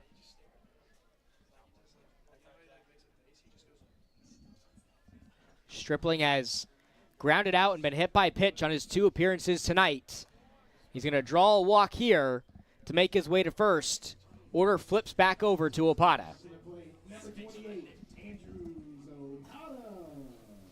Great plate discipline there, shown by Stripling, not forcing anything against a fresh arm into the game for the Panthers. Now a tough matchup here for Carter.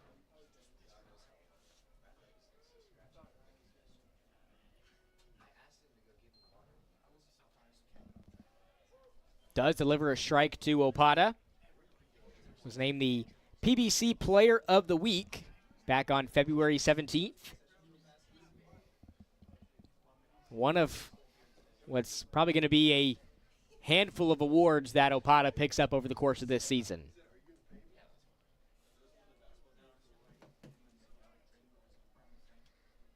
Opata has reached base and scored a run this game, also with a strikeout. Opata takes ball 2. And that run scored earlier in this game puts his totals up to 34, the most in the entire country, averaging 1.74 per game. Takes ball 3.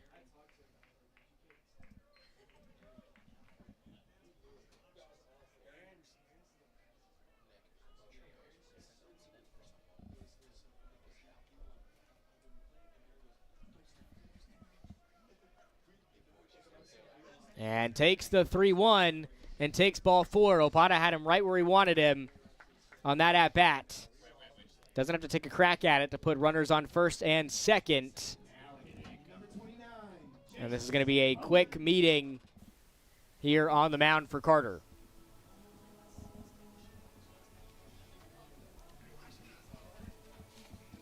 Over there in the bullpen for Claflin. See a couple players making their way over there to get loose. And this is just a talking to from Bledsoe. They're not taking him out. They didn't even have anyone warming up. This is just, hey, calm down, kid. We're going to need you to at least get someone out. We can't keep being wild. He's already walked 2 batters, adding to his totals of 9, so he has 11 walks so far this season. Can't be having that. Brings Jace Bowen back up to bat, who is due for a hit tonight. He's flown out twice and grounded out once on his 3 plate appearances.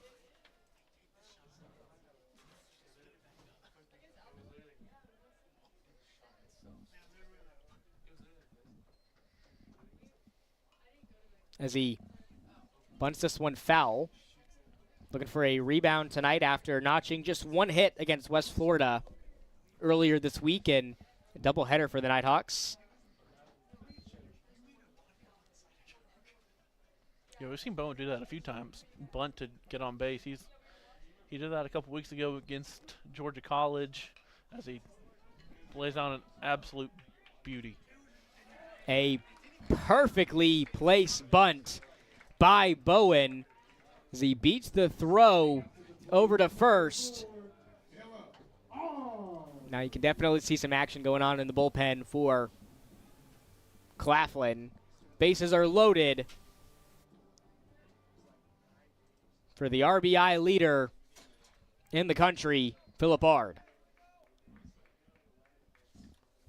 And home run leader, by the way. Tied for first. Could definitely use one of those here. Be nice. That would be the grandest.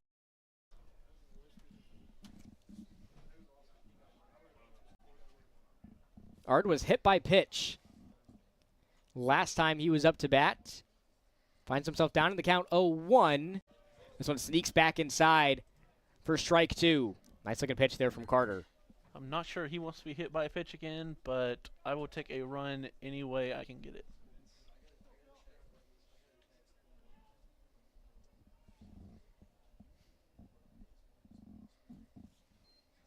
And the 0-2, this one almost got a piece of him, but nice job there by Mungnas to step in front of that one. Very nice, because that would have scored Stripling from third most likely if it got to that backstop.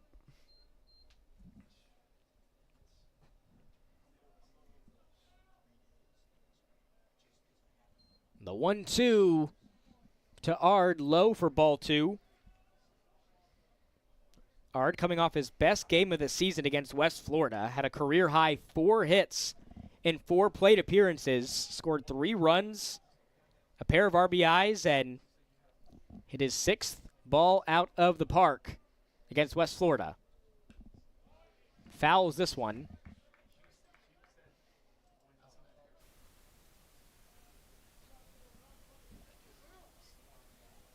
Could potentially see a sac fly here from Ard as well, with no outs up on the board. 3rd in the country in sac flies this season with 4 already. Takes the 2-2, skies this one into shallow center field, and running up to make the grab is Tallington. Runners will stay put on all the bases for North Georgia. Yeah, Ard tried to get a sac fly there. It just was not deep enough to score Stripling. Good hold there by Cantrell, not sending Stripling, not risking a double play. So see what the DH Nick Stinson can do here. Had a hit on his first at-bat, has grounded out and flown out on his last 2.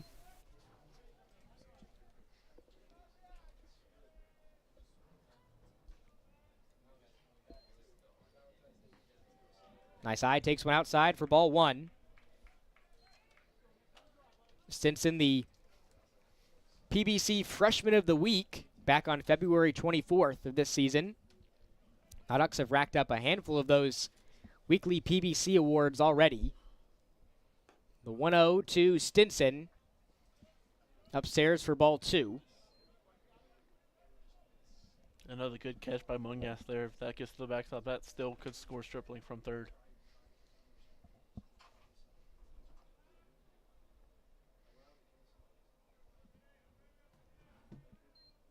And the 2-0. Inside, Carter steals one back to make the count 2-1.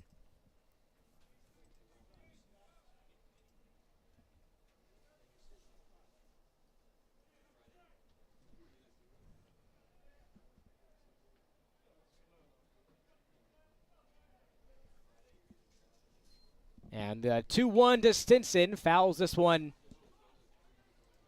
over the net, over the stands, over to the UNG soccer field to even up the count at 2-2. Ball might be a little bit small to play soccer with, but you could try. I guess you could, in theory, dribble it, you know. In theory, that might hurt a little bit, though. Especially trying to kick it into the net. That might be painful. Yeah, that's definitely some toes that'll have to be iced in the morning. The 2-2 to Stinson. This one well outside for ball 3. Cannot afford another one of those if you are Carter. With Stripling waiting to come home over there on third.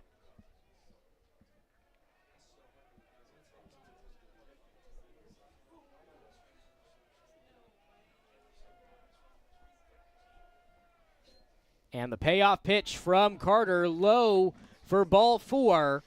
So great plate discipline here from the Nighthawks. With the bases loaded, puts another run up on the board as they regain the lead 3-2 here in Dahlonega.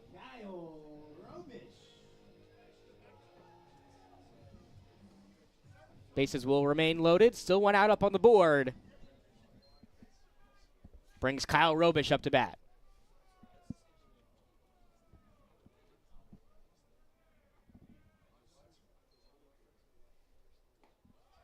Watches strike one go past him. Robish doesn't have a hit in this game, but he's able to get on base in 2 of his 3 plate appearances. Was hit by pitch, and he drew a walk. And had a fly out earlier in this game. The 0-1 low for ball 1. Yeah, that might have been a borderline ball strike call, but you've walked 3 batters in this inning. You're not going to get that call much. And the pitch cuts it close for ball 2.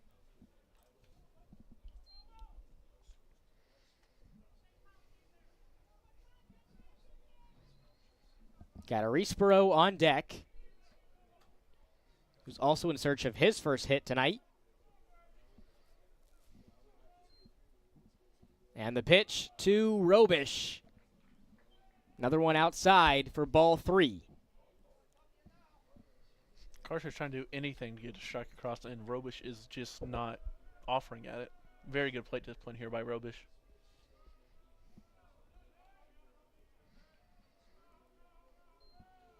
And the 3-1 gets back inside from Carter to run the count full. Robish was definitely going to make him earn it there on that last pitch. Changes things up here in the 3-2 count. Payoff pitch from Carter outside for ball 4, and yet again, great plate discipline there from the Nighthawks as Opata trots home, bases stay juiced. Brings Jorge Arisborough back up to bat.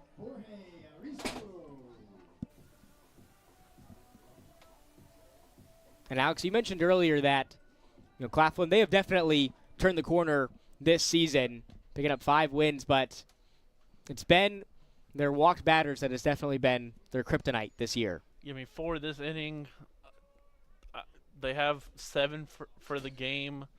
So you add that up, and that's 125 as a wild pitch scores yet another run. So Arisborough took one to the arm and That's now back-to-back-to-back runs put up on the board here for the Nighthawks. And it looks like this is going to be the end of the night for Carter. So Claflin is going to move on to their third pitcher of the game to try to get them out of the home half of the sixth. We'll step aside for another short commercial break and have that pitching change when we come back. You're watching North Georgia Baseball on the Nighthawk Sports Network.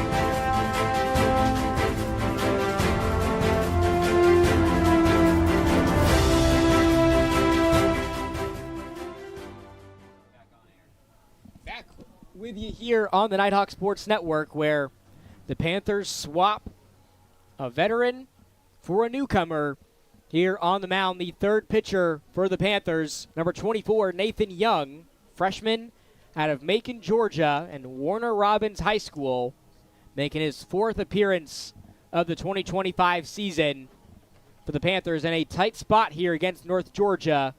With the bases loaded, Nighthawks have been able to plate 3 runs, drawing some walks here with Carter on the mound.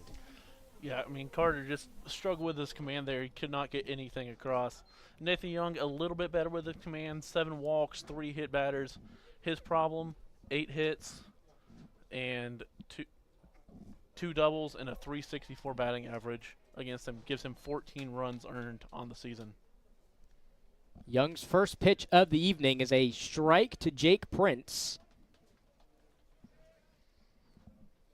Grounded out, flown out, and drawn a walk on his 3 plate appearances tonight, as this one stays fair for Prince.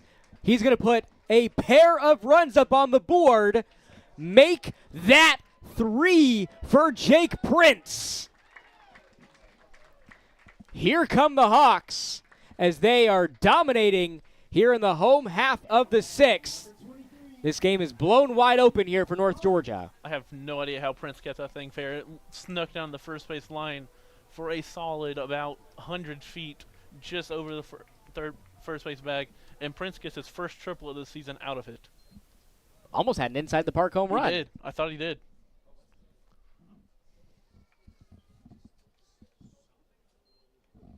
So a big first hit of the game for Prince. Puts up a trio of RBIs. Nighthawks now lead this one 8-2. Going back to that triple, if Relich doesn't get over there quickly, I think they send Prince. Absolutely, especially with 1 out up on the board too. Can afford to take that risk if you want it. Brings up probably the last guy that Claflin wants to see tonight, Riley Frost. Takes a crack at this one. Going to be fouled. And just off of the glove there, I believe that was Williams shifting over to try to make the play. But it's going to be an 0-2 count for Frost back at home plate. Yeah, that would have been a tough catch for Williams. It was kind of tailing away from him and coming down at the same time. He had trouble tracking it. Very tough play for Williams to make. Frost 2 for 3 tonight with an RBI. He's got a runner in scoring position in Prince.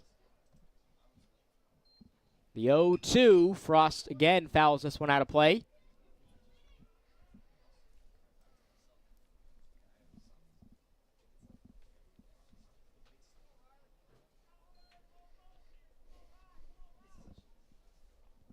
Finds himself down in the count, 0-2 against Young. The 0-2 pitch, this one outside for ball one. Frost coming off of his best game of the season against West Florida, went 2 for 4 at the plate. Scored 4 runs, had 3 RBIs, and hit his first home run of the 2025 season.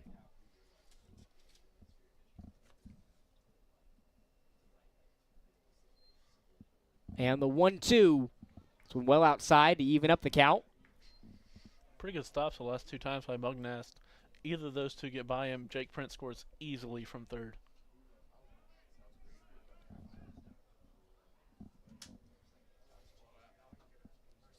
And the 2-2 to Frost. Watches ball 3. The count will run full. Great job by Riley Frost working back into this count. Down 0-2, 3 straight balls thrown by Nathan Young.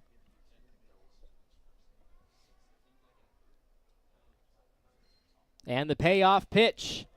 Another foul ball. Frost doing a good job battling here on this at-bat against Young.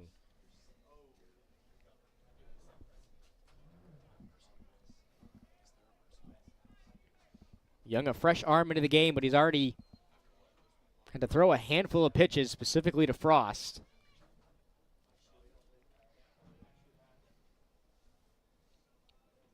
And another payoff pitch. And another ball here from Young. Puts runners on the corners for Bryson Stripling. Very good at bat by Riley Frost, getting down 0-2, getting that gift from Trevor Williams as he drops it in foul territory. That would have been the second out of the inning. Instead, Riley Frost is standing on first after taking 4 of 5 pitches for 4 balls. The Nighthawks have done a really good job of not forcing anything in this game. Have 7 hits, but arguably more important, they've drawn 8 walks in this game too. Yeah, I mean that's super important.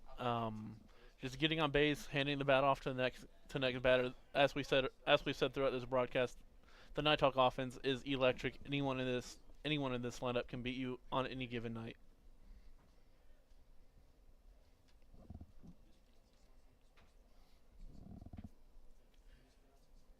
Bryson Stripling down in the count 0-1. And he takes one in the helmet. Another hit batter here from a Panthers pitcher is going to again juice the bases for Andrew Sopata. This could be trouble here for Claflin. Oh, it might be. This Opata could really do some damage here. One of the top hitters in with UNG. Very big spot here for Nathan Young. He needs to get out of this. Opata fouls one out of play, due for a hit. He's drawn a pair of walks, so he's been able to get on base, scored a run in each of those times that he was able to get on base. But we know how lethal his bat is.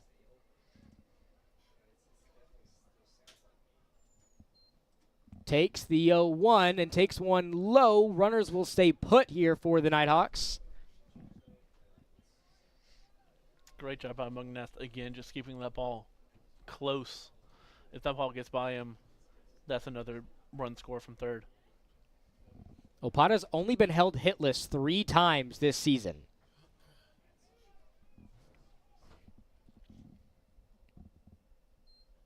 The 1-1 to Opata. Watches ball 2 upstairs.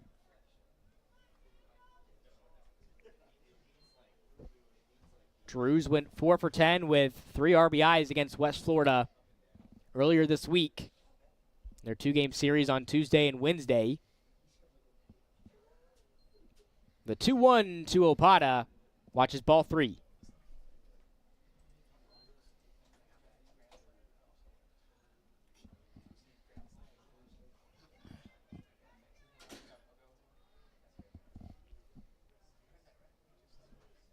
Cannot afford another one of those if you're young. Delivers the 3-1 pitch.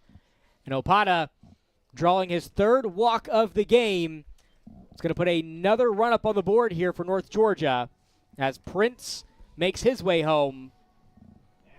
And this has been a bit of a nightmare bottom of the 6th inning here for the Panthers. Yeah, it really has. I mean, all these walks have just contributed to that. Walks, hit batters. UNG has one ball leaving the infield this inning. They put up 7 runs. That's going to bring Bowen back up to bat. He's 1 for 4 tonight. Flew out and grounded out on his other 3 plate appearances. It's been great to see Jace back and healthy here in 2025. Missed a lot of last season due to injury after a phenomenal freshman campaign back in 2023. Was one of the best hitters in the Peach Belt Conference, finished 2nd in the PBC in hits. Only got to see him play in 20 games last year. He's playing in his 20th game of the season tonight. I mean, that's huge for Tom Cantrell to get him back because Riley Frost had to play shortstop a lot of last year. This one skies into foul territory, into the bullpen for Claflin. So it's going to be a 1-1 count. Yeah, you're right. Frost had to shift over to short for a majority of last season, which caused a lot of different Nighthawks to kind of, move around the field a bit. We mentioned earlier with Robish, he has been all over for North Georgia.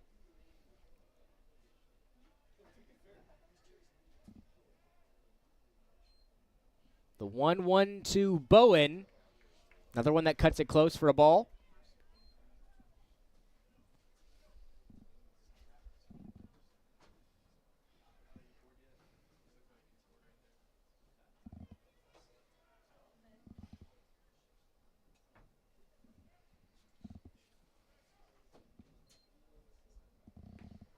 And another pitch that cuts it close for ball 3.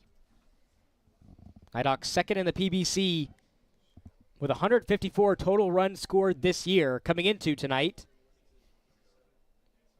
Already have a pair of run rule wins under their belt. They've scored 8 or more runs in 12 of the first 19 games this season. Make that 13 of the first 20.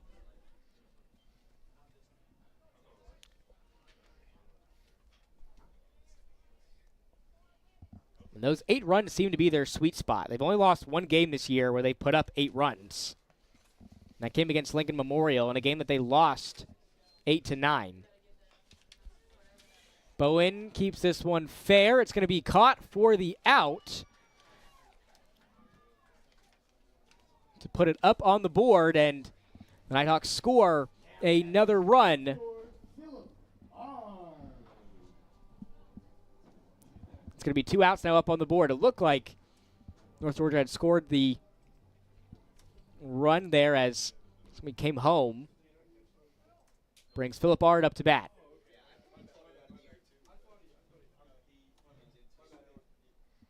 So we stay at a 9-2 ball game. This one cuts it close for ball 1.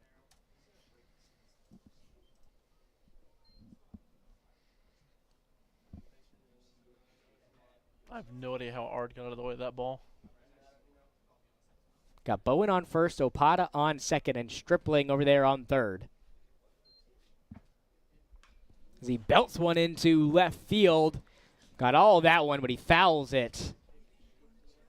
Ard was trying to hit that thing back to Dawsonville.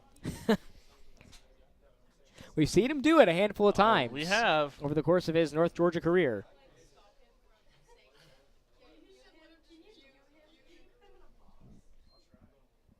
Takes the 1-1, soars this one high and deep into center field.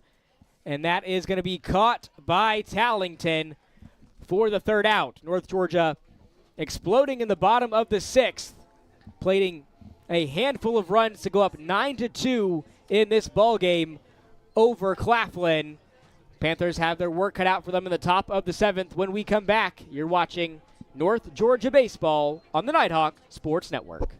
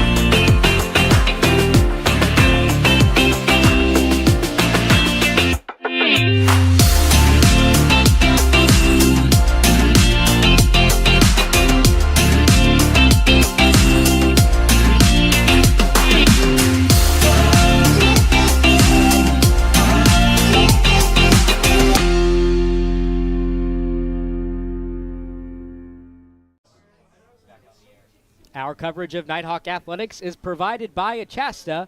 Nestled in the foothills of the North Georgia Mountains, Achasta Golf Club is a true Dahlonega treasure. Nighthawks move on to their second pitcher of the game.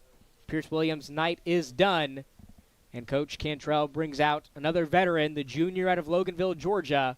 Number 10, Matthew Hurd, now on the mound here for the Nighthawks. This one soars into left field and back at the wall. It's going to drop for a base hit here for Claflin.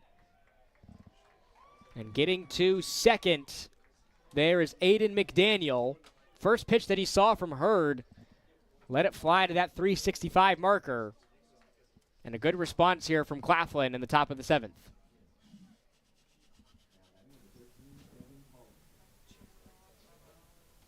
Hurd, making his 9th appearance of the season, has been one of the more consistent pitchers out of the bullpen for Coach Cantrell this season.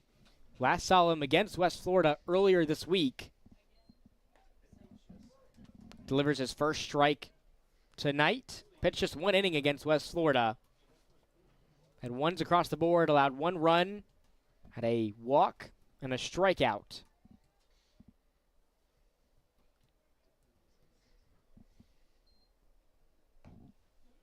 Delivers ball 1. So Pierce Williams' night is done after 6 innings. Allowed just 2 earned runs, 7 hits, only had 1 walk, and tied a career high for strikeouts with 10. Hurd has actually seen Claflin has actually seen Hurd before. Back in 2023, Hurd went 5 2/3 innings, 3 hits, no runs allowed, 7 strikeouts, and 2 walks. Delivers ball 3 there. That's been the strategy for both of these teams coming into this game, where you're throwing out a pitcher which you may not see on a typical basis, but they've had the most success against these teams in the past. We saw that with Hawkins to begin the game, and like you mentioned, Hurd has been historically pretty successful against the Panthers as he forces them into an easy out there for the first of the inning.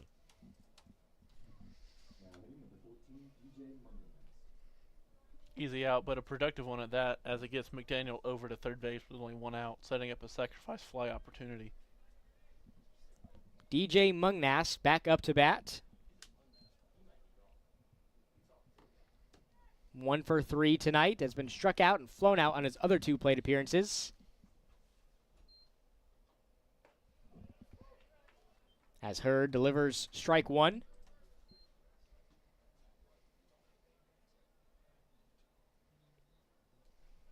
This is a Panthers baseball program trying to incorporate a lot of young talent, 10 freshmen and 14 sophomores on this roster. And it looks like this one got a piece of the elbow of Mungnast, so it's going to put runners on the corners now for Claflin. Yeah, looked like he got him right where that guard protects. Luckily for Mungnast, that could have done some real damage if that hit any higher on his arm. That's going to bring up the right fielder, Albert Rutledge, who's been on an absolute tear. Has a hit in now 6 straight games after a pair tonight. He fouls this one. He had a terrific series against USC Aiken. Went 7 for 14 at the plate and scored 7 runs. He is bringing that momentum over here to this matchup against North Georgia.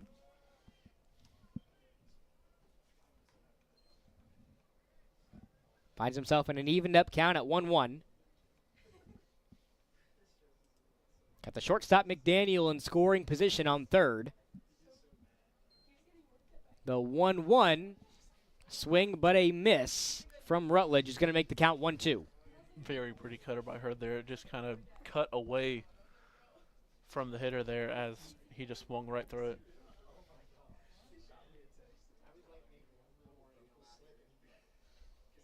Hurd gets a signal, delivers the 1-2. This one is belted into left field, and it's going to be caught by Robish. That sac fly is going to score another run for Claflin as they steal one back. Trailing by 6 here in Dahlonega. Now a 3-9 ball game at the Steiner.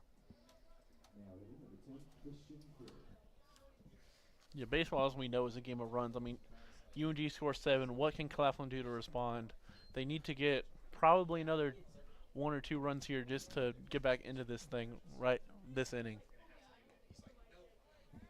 And here's a player who's due for a big plate appearance, Christian Hill, the DH. Struck out, grounded out, and flown out on his 3 plate appearances tonight. The RBI leader this season for the Panthers. Hasn't been able to get it going as of yet here against North Georgia.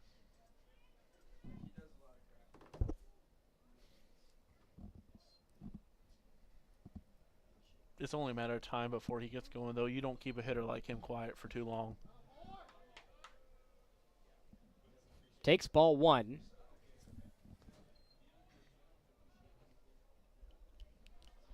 He's got a new arm to figure out here in Matthew Hurd, too. And the 1-2. This one a dropped strike 3, throw to first, well on time for out number 3. So Claflin takes a run back. Now a 9-3 lead for North Georgia as we head to the bottom of the 7th. Time to stretch here in Dahlonega. You're watching North Georgia Baseball on the Nighthawk Sports Network. No matter how you connect, ETC delivers fast, reliable internet and secure, powerful Wi-Fi choices for your home. For intense gaming, easy sharing, and buffer-free streaming on every device, all at once. With local experts ready to help. Connect to faster internet. Connect to awesome Wi-Fi. Connect to now. Call or visit etcnow.com to upgrade your internet today.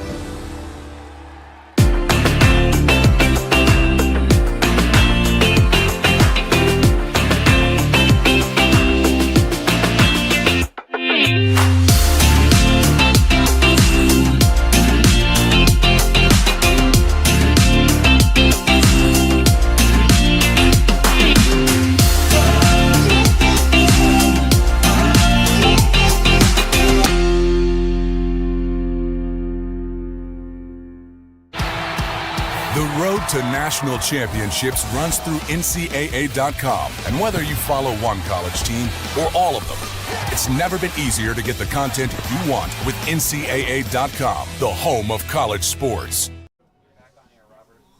A new man is on the mound here for Claflin, their 4th pitcher of the game.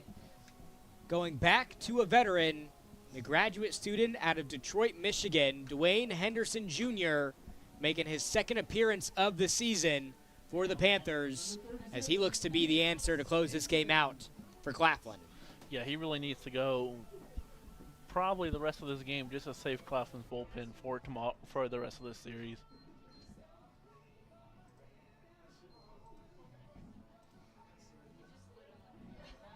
So it's going to be Nick Stinson up to bat. Leading things off here for the Nighthawks in the home half of the 7th. Stinson 1 for 3 today. That one hit with a pair of RBIs attached to it. Also drawn a walk to get on base.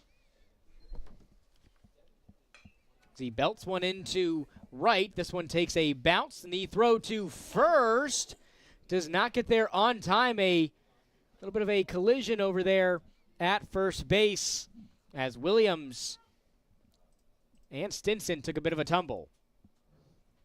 It's going to bring Kyle Robish up to bat. Yeah, it looks like either Stinson tripped over Williams' cleat as it was as it was airborne, or they just tripped over each other.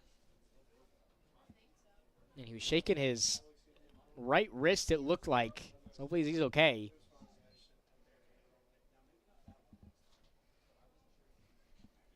So no outs. Robish up to bat.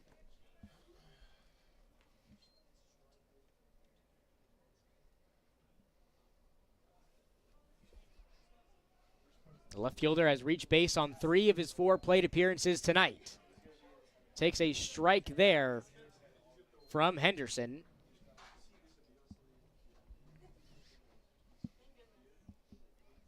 Robish has drawn a pair of walks, and he's been hit by pitch earlier in this game, and he's going to be hit by pitch again. Takes one to the helmet. Now 4 of his 5 plate appearances, he's been able to make it to first. Hasn't had to take a swing at the ball, though. Yeah, I'm not sure he wants to get hit by 2 pitches to reach base twice, though. That's the second UNG hitter that's been hitting the helmet, too, this game. Ard was hitting the helmet earlier. That brings Jorge Arispero up to bat with a pair of runners on. And this has really been the sweet spot for North Georgia so far this season, kind of in the mid to end of these ball games where they've seen the most success up to bat. This one will be another ball. Nighthawks put up 10 runs in the 7th against West Florida earlier this week, their most in an inning all season. Also put up 6 runs against Georgia College in a comeback win over the Bobcats in the middle portion of that game, too. Yeah, these Nighthawks do their damage late in games. They start out pretty good, and then they sometimes hit a lull in those middle innings, but those late innings, they are very clutch. The 3-0. Arispero watches ball 4. And yet another opportunity here for the Nighthawks with the bases loaded. No outs up on the board. Brings Jake Prince up to bat, who had a trio of RBIs on his last at-bat. Finds himself in almost an identical situation here. Yeah, very identical, actually. Runners on base are different, but other than that, the same. Except for the fact that if he's a home run, I believe that's game, right? It would be indeed. This one stays in the infield. Throw to second. Gets there on time for the out, but the Nighthawks put another run up on the board. Here now, double-digit runs here in this game for the Nighthawks. A 7-run lead, 10-3 your score here in Dahlonega after Stinson came home easily. That makes it 7 out of 20 games that UNG has scored 10 runs. They are undefeated in those games so far.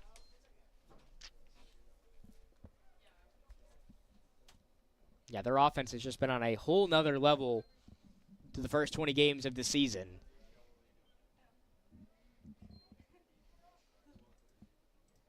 It'll be interesting to see how that trend continues as we head to the meat of the season, and North Georgia finds himself in the meat of the PBC season with a lot of really tough series coming up here for the Nighthawks. See if that high-powered offense continues to be a trend. I think it needs to be with all these great offenses that we have in the PBC. You mentioned Georgia College, Columbus State earlier in the broadcast. Georgia College not including this game, but they actually did lead UNG by 1 run in runs before this game. And the 2-2. Throw to first. Doesn't get there on time. And the Nighthawks, they have 3 of probably the top 10 batters in the PBC this season on their side with Opata, Bowen, and Ard. You have a handful of veterans mixed in there as well with Frost up to bats and Respiro as well. And that's what you need. You need your freshmen to learn from the veterans on your team. You need them to learn from Riley Frost and Philip R. and Andrew Zapata. Stinson is learning on the fly, PBC Freshman of the Week. He's really just trial by fire, and he has responded very well in the early going of the season. This is a North Georgia team that has quickly transitioned this season, from one in, last year or years past was a young and fun upcoming team. But, you got a lot of players, like Riley Frost, who's in his last season of his collegiate career. Same thing with Respiro. You got players like Opata and Bowen. We're now in the back half of their college baseball careers, too. So you've got a handful of players on this North Georgia team that have played, well over 100 games together up to this point. And that chemistry could take this North Georgia team pretty far in both the regular season and the PBC tournament. The past 3 years, they've fallen in the PBC quarterfinals. Obviously, last year, injuries kind of derailed that season. But hopefully, God's willing, they stay healthy this season. We could see UNG have a fantastic season. And a fielding error here by the infield for Claflin is going to put yet another run up on the board here for the Nighthawks. Their 11th of the game. And just like we've seen all season long, this has been their bread and butter, the 6th and the 7th innings, where they have done the most damage. Find themselves up 8 runs here over the Panthers in this series opener. Bases stay loaded, too, for Opata. If you're Joanne Henderson, you have to respond here. You can obviously the run rule is 10 runs if they get there this inning. You have to stop the bleeding right here to give your offense a chance to get back in this game. Opata takes a strike. Count evens up at 1-1. Nighthawks 12-7 on the season. Split a 2-game series against West Florida on Tuesday and Wednesday. Opata takes the 1-1, grounds this to short. Throw to second, gets there on time. The throw to first does not, but the Nighthawks do put another run up on the board as Prince comes home safely. Now the Nighthawks are 1 run away from a potential run rule victory here in the series opener. Very, very impressive by Opata there. He knew he hit it to the shortstop, so he booked it down the line, made sure to get that run across, made sure to get to that 9-run lead. Bowen took a big swing at that one, but a miss to make the count 0-1. He's got Frost in scoring position over there at third. In familiar territory. The 0-1 to Bowen, who grounds this one to second, and the out will be made at second to keep this a 12-3 game. Nighthawks pouring it on late here in Dahlonega.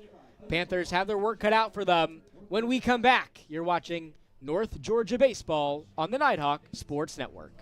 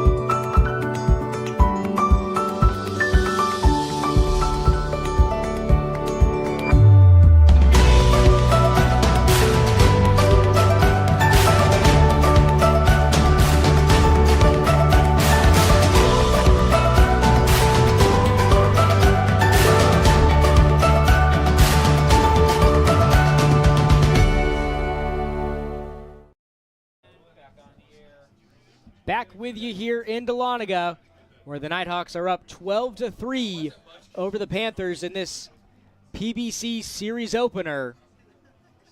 It's been all Nighthawks here in this one, especially as of late. We've got plenty of action in store for you here this weekend. An absolutely jam-packed weekend here in Dahlonega for UNG Athletics. Baseball still has 2 games left to play on Saturday at 2 and Sunday at 1. Softball taking on PBC foe Lander in a doubleheader tomorrow, wrapping up the series on Sunday. Like we mentioned earlier in this game, too, over at Lynn Cottrell Arena, the PBC women's basketball tournament taking place. UNG taking on Georgia College tomorrow at 1. Lander and Georgia Southwestern facing off at 3:30 with a championship game set for Sunday at 1. So plenty to choose from here if you're on campus at UNG. Oh, very busy weekend coming up between basketball, baseball, and softball. And then obviously next weekend is the NCAA Regionals, which it looks like UNG might host that as well. If they win the PBC tournament, essentially guaranteed that North Georgia will host. This one will be grounded into center field as Claflin adds another base hit, their 9th of the game here in Dahlonega. Claflin has actually out-hit North Georgia. Nighthawks with 8 in this one. But North Georgia's been able to take advantage of some pitching here from Claflin with the bases loaded to put a few more runs up on the board.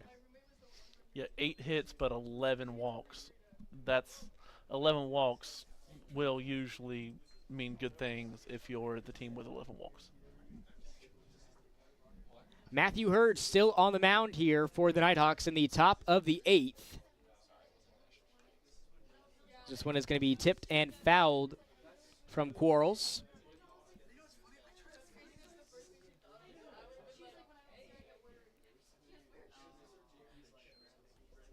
After a pair of hits from Quarles today, he's now on an 8-game hitting streak. He's been on absolute fire this season. He fouls another one out of play. Has a hit in all but 2 games thus far. Yeah, very impressive starts to the season by Quarles. Season high 4 RBIs, the February 7th against Stillman. 4 hits in 4 career games against UNG. Very good stuff. This one stays fair. Heads up play there by Hurd, but he cannot make the out at first. Does not get to the bag on time. So it's going to put runners on first and second now for Claflin. Yeah, that looked to be an awkward play. Art seemed to kind of short arm that, and Hurd had to reach back a little bit more than he probably liked to, and that's what allowed Quarles to get to first base. You mentioned the hot start that Quarles has been off to this season. Just overall, the Panthers off to a terrific start this season. After only winning 1 game last year, they started the year out red hot, 3-0, their longest win streak since the 2019 season where they went 25-18. They picked up a handful of wins against Dillard University, also had a pair of shutouts against Russ College and Southern University at New Orleans. Yeah, and you mentioned their 1-44 record last year. They were actually 1-41 the year before, so they haven't done what they've been doing since 2022. Good progress for the Panthers. Absolutely. This one outside from Hurd.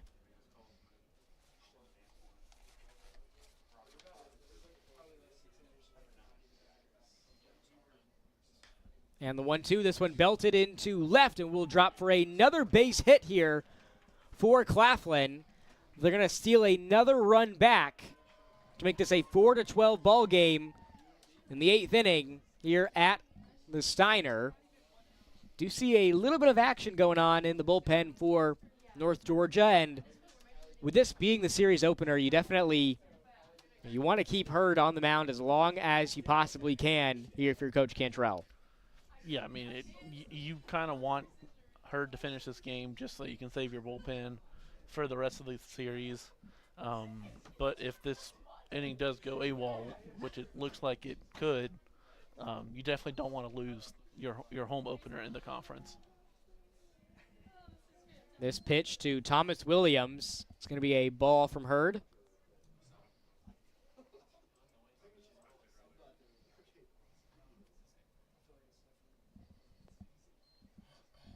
Williams still looking for his first hit tonight.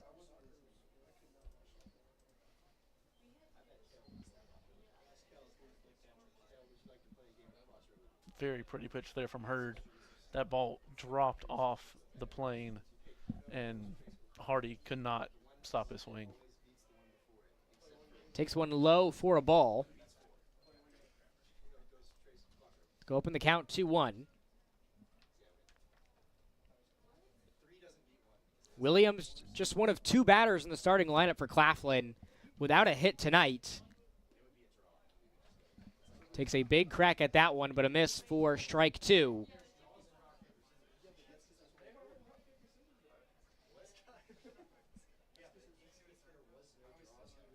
The DH Christian Hill, the other Panther, without a hit tonight. The 2-2 and a big swing and a miss for strike 3. Matthew Hurd picks up a strikeout, his second of the night. And Alex, you were exactly right. He pretty much had his way with Williams, forced him into a couple of big swings, just couldn't make contact there. Yeah, I'm not sure that last pitch was ever a strike. It started on the outside of the zone and tailed off into the opposite batter's box, just like that pitch did. The shortstop, Aiden McDaniel, does have a hit tonight, was a double. Grounded out and flown out on those other 2 plate appearances. Nice pitch there from Hurd to sink one back into the zone for a strike.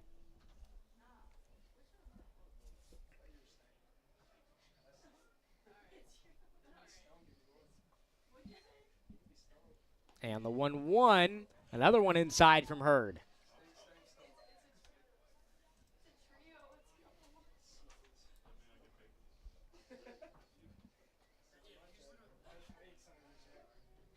Pair of runners on, the 1-2 pitch. And back-to-back strikeouts here from Matthew Hurd. Picks up his 4th of the game. He is dealing here in this top of the 8th. Yeah, Hurd seems to have found something. This fastball, start him off combo, get him down 0-1, and then go to 1-1, 1-2, and then just finish him off with that slider curveball. Batting order flips over to Tallington, who pops one into left. It will drop in front of Robish, who lost track of it there. Looks like a bounce off of his glove in front of him, too. Puts another run up on the board for Claflin. That was a very odd hop for Robish. He came in hard trying to catch the ball and then realized he couldn't, so he stopped quickly on a dime, and just unfortunate that it kind of short-hopped him there, and it popped up in the air and allowed Claflin to score 2 runs to the 1. So the lead has been cut in half, 6-12 in the top of the 8th. Nighthawks trying to escape this top of the 8th with Hurd. This one's going to be grounded up the middle, gets past Bowen. It's going to be another base hit here for the Panthers. Runners on first and second as Tallington picks up his 3rd hit tonight.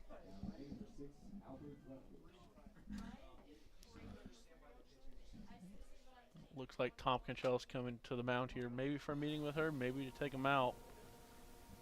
And it looks like it is going to be the end of the night for Matthew Hurd after Coach Cantrell made the signal to the bullpen, not wanting to take any risks here as Hurd makes his way off to a round of applause here at the Steiner. Nighthawks moving on to their 3rd pitcher. We'll have that substitution when we come back. You're watching North Georgia Baseball on the Nighthawk Sports Network.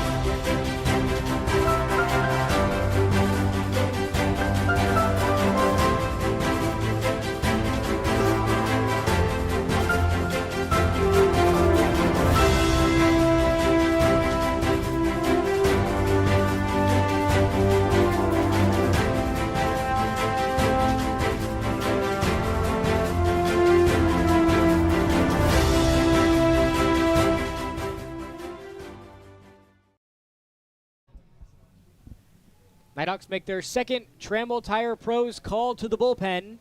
Bring out the lefty freshman from Dawsonville, Georgia, about 20 minutes from here in Dahlonega. Number 24, Banks Hickman, is going to try to close this game out for Coach Cantrell and the Nighthawks here in this series opener. Hickman making his third appearance of the season. Has yet to pitch a full inning here for the Nighthawks.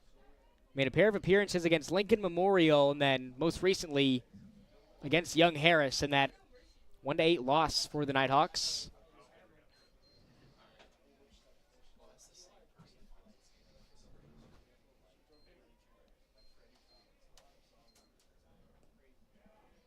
And his first pitch is going to be a ball outside to the right fielder, Rutledge.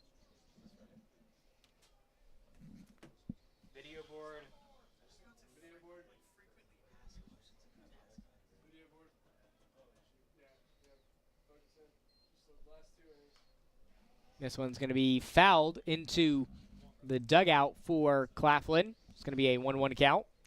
Rutledge this game, 2 hits, 1 run, and 1 RBI. Has an RBI chance with a man on second. That man is Devin Tallington. Yeah, he's one of 5 batters in the starting lineup for Claflin with a multi-hit game.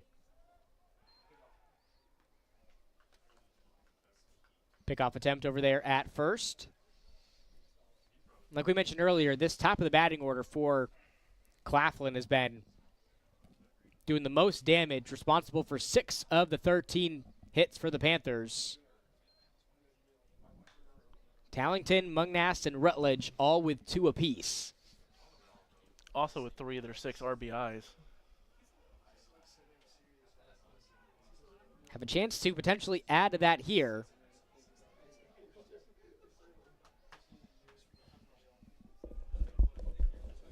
With Tallington on second, Mungnast on first. This one outside, throw to third.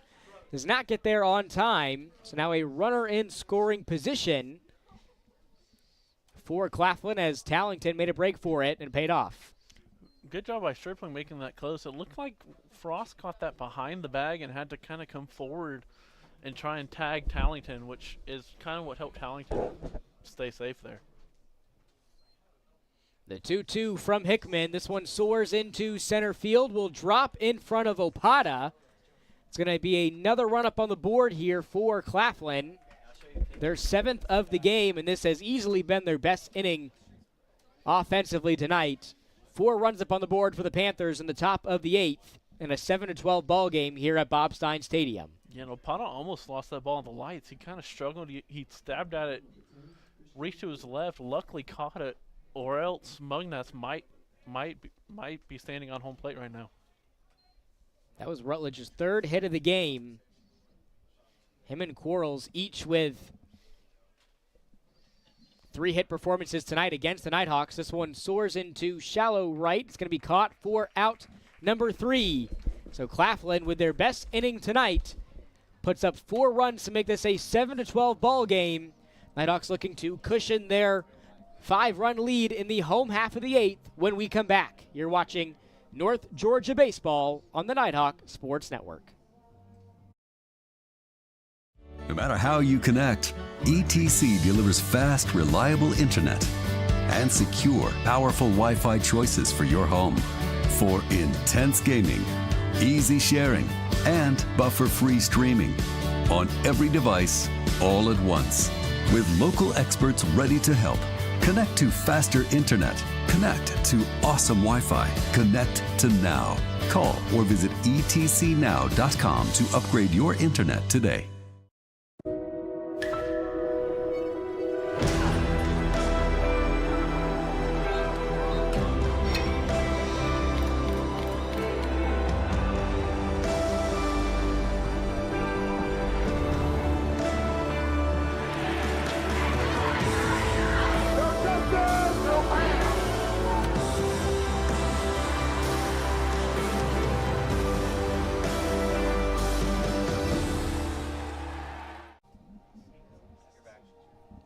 Back with you here on the Nighthawk Sports Network in the bottom of the 8th inning. This a 12-7 lead for North Georgia, looking to add a few more runs up on the board before the 9th. They could potentially close things out here in game 1 against Claflin. A Panthers team that has not gone away. They've had a response every time North Georgia's been up to bat. Nighthawks have put up 10 runs over the course of the 6th and the 7th innings. See if they can keep that trend going here in the bottom of the 8th.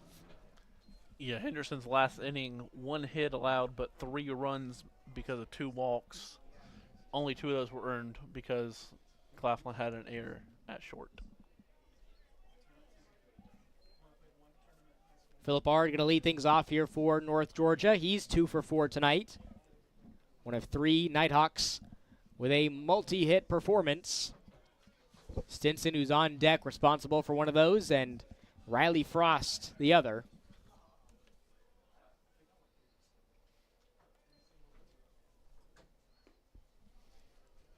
Takes a ball.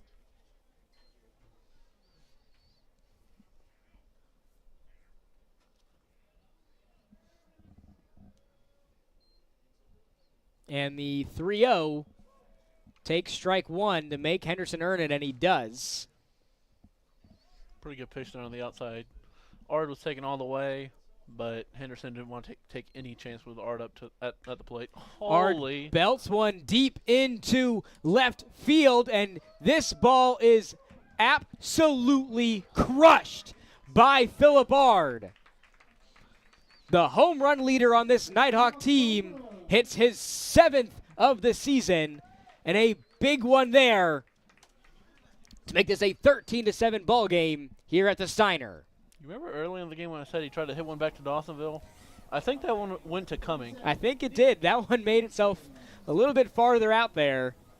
They're in the North Georgia region, and that was a no-doubter there from one of the best home run hitters in the PBC.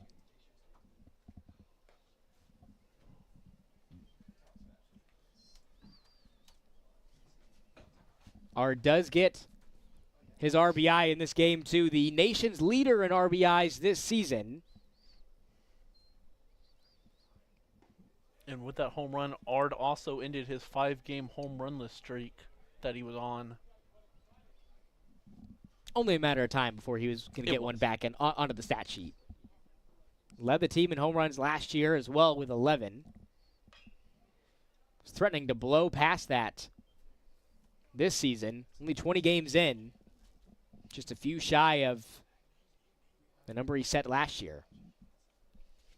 7 home runs now in the season for Ard. The designated hitter, Nick Stinson, up to bat. This one takes a bounce to even up the count at 2-2. Nighthawks coming off that 2-game series against West Florida on Tuesday and Wednesday, and had a really cool opportunity to play at Blue Wahoos Stadium, home to the Pensacola Blue Wahoos, the MLB AA affiliate of the Miami Marlins. As this one is going to be fouled out of play. And there aren't a lot of better places for the Nighthawks to play outside of the Steiner, but that was really an awesome chance for North Georgia to play in a professional baseball environment like that. Oh, yeah, and I mean, a lot of these players are going to go pro. In Cantrell's career, he does have 16 former UNG players that have played professional MLB baseball since 2000. So some of these players, like Opata, like Ard, like Bowen, just got a chance to see what an MILB stadium might look like for them. Yeah, it may have been the first opportunity to play in that environment, but maybe not the last. This one's going to be tipped and fouled by Stinson, so we will stay put at the 2-2 count.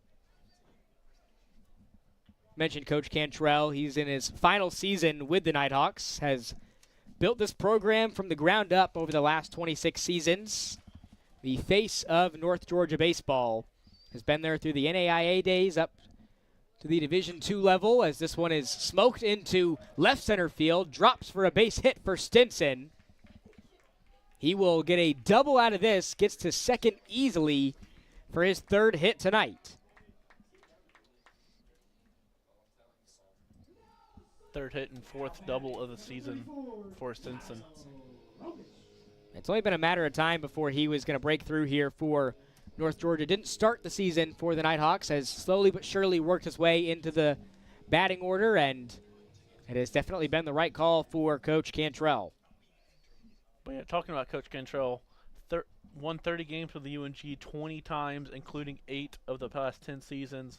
40-plus wins 6 times, including a program best 57 in 2005.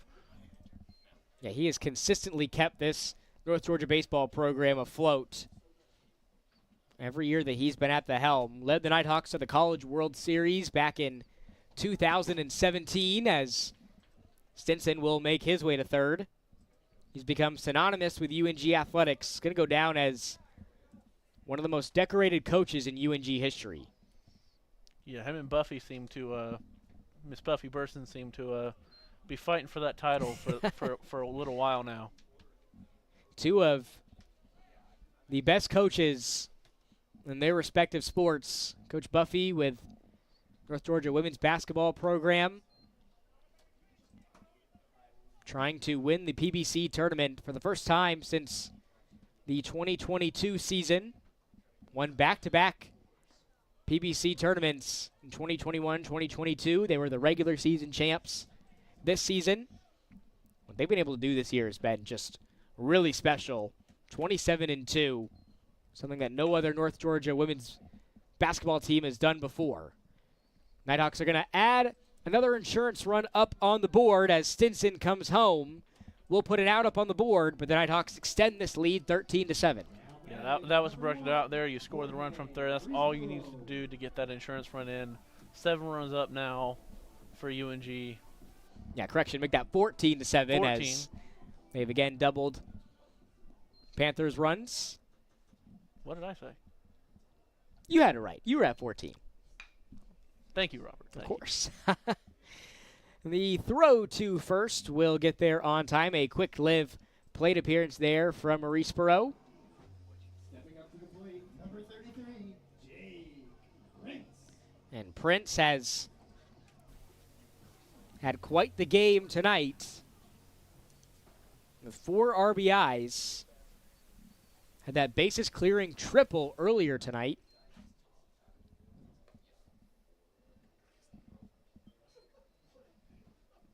Finds himself up in the count 1-0 against Henderson. Still on the mound here for Claflin. Takes one close for ball 2. Got Riley Frost on deck.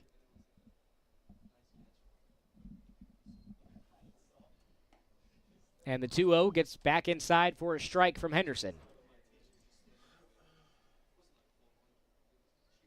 Prince also drew a walk that got him that 4th RBI and a bases-loaded walk.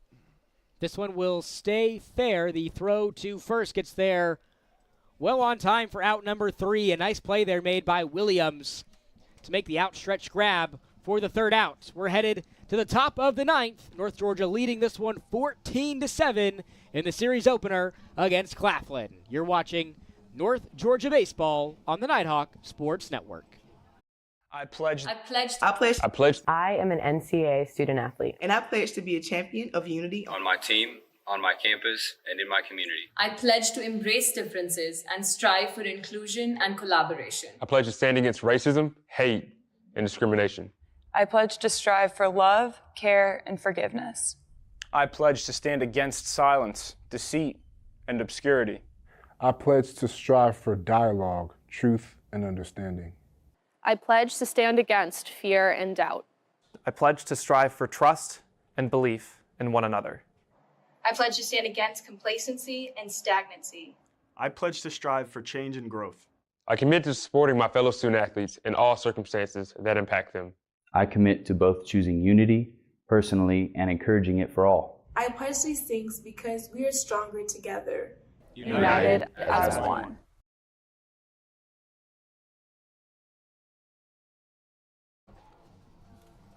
Back with you here on the Nighthawk Sports Network. Top of the 9th inning. North Georgia leading this one by 7 runs, 14-7 here in Dahlonega. And in the latter half of this game, the Nighthawk Bats have come alive here in front of the Nighthawk faithful. Now into double-digit hits here for North Georgia. Behind a handful of multi-hit games, Ard and Stinson each with 3 hits. Riley Frost with a pair of hits tonight as well.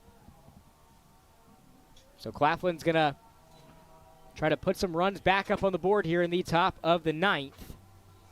With a third baseman, Hardy, going to lead things off. Yeah, speaking of Hardy, keen-eyed PBC and D2 watchers might notice he's wearing 34 this game instead of 16. Bit of a jersey malfunction, so he'll be wearing different numbers throughout the series, I believe.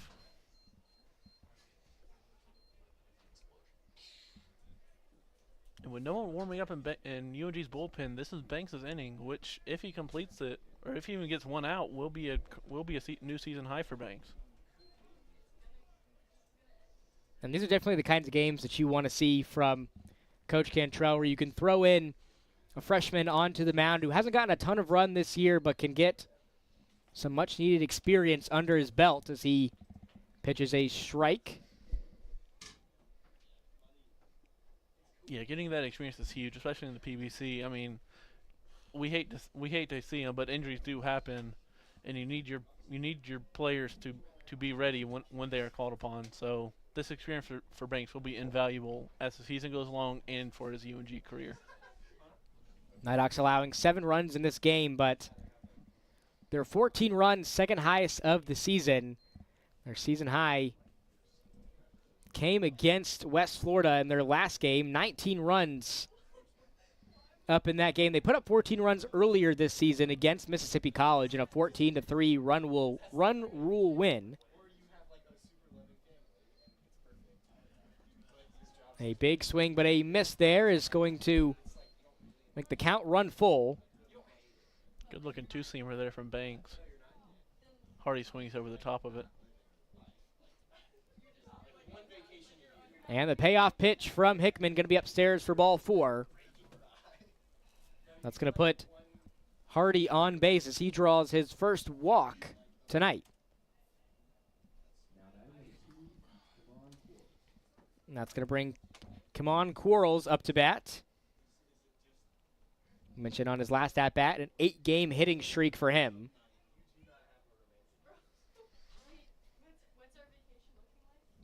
So far, 3 hits in the game for Quarles.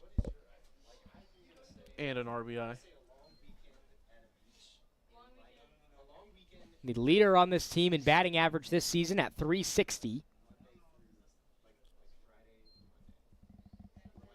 Ties a season high in hits in a game with a 3 that Alex just mentioned. Went 3 for 4 against USC Aiken back on March 1st.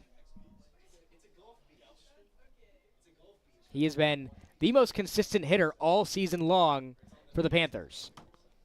So he tips this one fouled in a quick 0-2 count.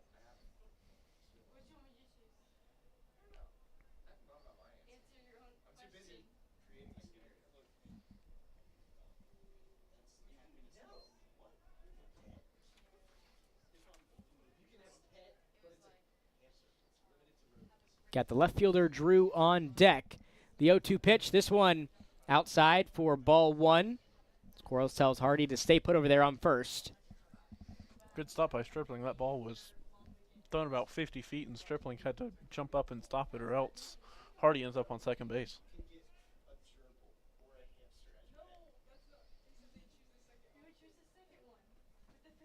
And the 1-2 pitch. This one stays fair. Ard is able to get the out over there on first. So Hardy will advance to second, but the Nighthawks do put their first out up on the board here in the top of the 9th. Smart play there by Ard, calling off Banks, and also not trying to do a pirouette and throw to second base, trying to get double play, just get the 4th out at first, get that guarantee out. North Georgia's done a really good job of cleaning up the mistakes fielding this year. Fielding percentage leads the PBC, only 14 errors through the first 19 games coming into tonight. Mistakes have been far and few between for the Nighthawks this year.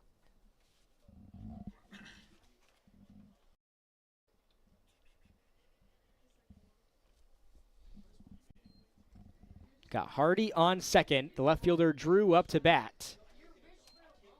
Yeah, you mentioned those errors, Robert. UNG is actually has the least amount of errors in the PBC, 14. Lander next with 17, and then Columbus State with 21.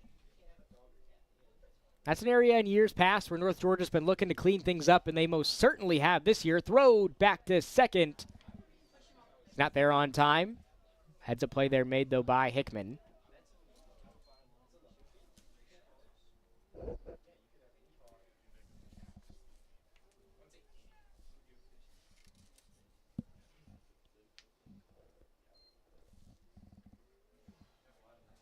This one's going to be outside from Hickman for ball 2.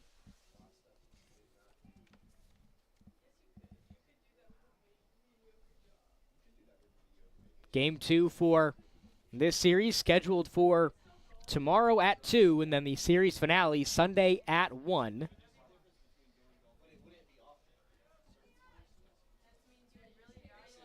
The 2-0 from Hickman, another one outside for ball 3. Nighthawks with 4 straight home games for them, including this series against Claflin, and then they'll have a rematch with Young Harris coming up on Wednesday, March 12th. That is a game that North Georgia is looking to avenge their loss from earlier in the season to Young Harris. Lost that one 1-8 on the road. Now Young Harris will make the about an hour drive down here to Dahlonega as North Georgia looks to right their wrongs from earlier this season. Yeah, looking to split the series in the battle for Blood Mountain, as it is commonly called around here and in the North Georgia mountains.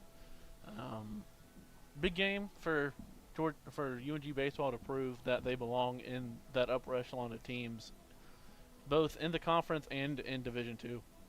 Yeah, it's going to be a tough matchup for them, and it's always fun to see North Georgia and Young Harris face off against one another in any sport.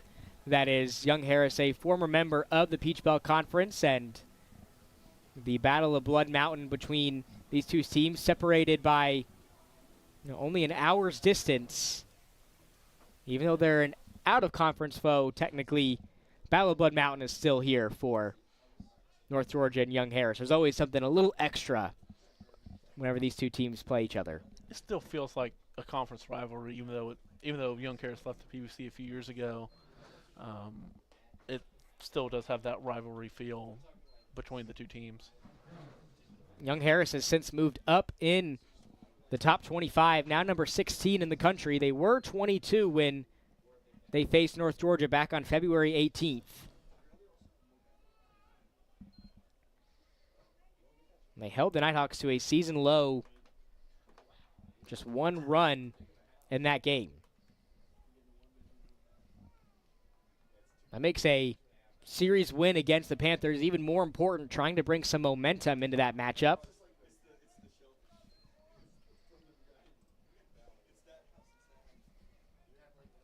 Hickman still on the mound here for the Nighthawks. 1 out, up on the board, pair of runners on. This one's going to be fouled by Williams. Still in search of his first hit tonight. Would be a big one here to keep this game alive for Claflin.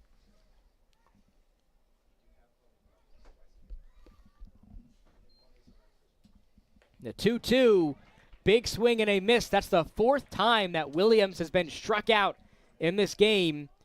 Hickman picks up his 2nd of the game. Nighthawks now just 1 out away from closing out this game. Talking about series wins, the Nighthawks have not lost a series since that Mississippi College series about a month ago. Since then, swept St. Leo, swept Georgia College here at home. That St. Leo series was at home, and then they won 2 out of 3 at Columbus PBC opener, and then they split the series at West Florida. Specifically at home, too, in front of the Nighthawk faithful. They have been fantastic this year. 8-2 so far here in the 2025 season at the Steiner. Another big swing, but a miss is going to make this an 0-2 count. Aiden McDaniel up to bat. Shortstop looking for his 2nd hit tonight. try to keep this inning alive. And that's really huge for UNG too. You know, going 700 or 800 at home and then going about 400 or 500 away. I mean, you're talking a very good record that could be at the end of the season if the percentages keep up for UNG.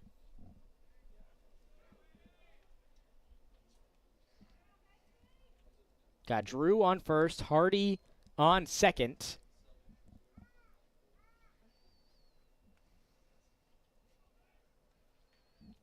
And the 0-2 from Hickman. Strike 3 called. The freshman out of Dawsonville ends this game with a strikeout, and that is gonna do it. The Nighthawks pick up their 13th win of the season back in PBC play. Now 13-7 through the first 20 games as they continue to dominate here at home in the 2025 season. And Alex, it was a handful of things that you could credit this win to for North Georgia. They were very disciplined up to bat, drawing a handful of walks in this one, 11 walks to be exact, and 10 hits for the Nighthawks resulted in this 14-7 win for them. Yeah, I mean, just more of the same from Claflin. I mean, just walking a bunch of batters, hitting a couple, really led to their demise tonight. And I really look to see how the series shapes up this weekend if Claflin makes the necessary adjustments to not have as many walks, not have as many hit batters. See what happens if they can do that this weekend. And Claflin rallied up the hits in this one, 14 hits for the Panthers to go along with those 7 runs up on the board. Nighthawks were able to double them, the 14-7 win, courtesy of a couple of big performances, specifically from Philip Ard, who had that home run on his last at-bat to go 3 for 5 at the plate. A couple of multi-hit performances from Stinson and Frost as well in this game. Nighthawks will be back in action tomorrow afternoon for the middle game of the 3-game series. First pitch is set for 2 p.m. right back here at Bob Stein Stadium. On behalf of our producer, Devin Kupka, and my partner, Alex Adams, this is Robert D. Clementi signing off. Thanks so much for watching. Again, your final score from the Steiner. Nighthawks win Game 1,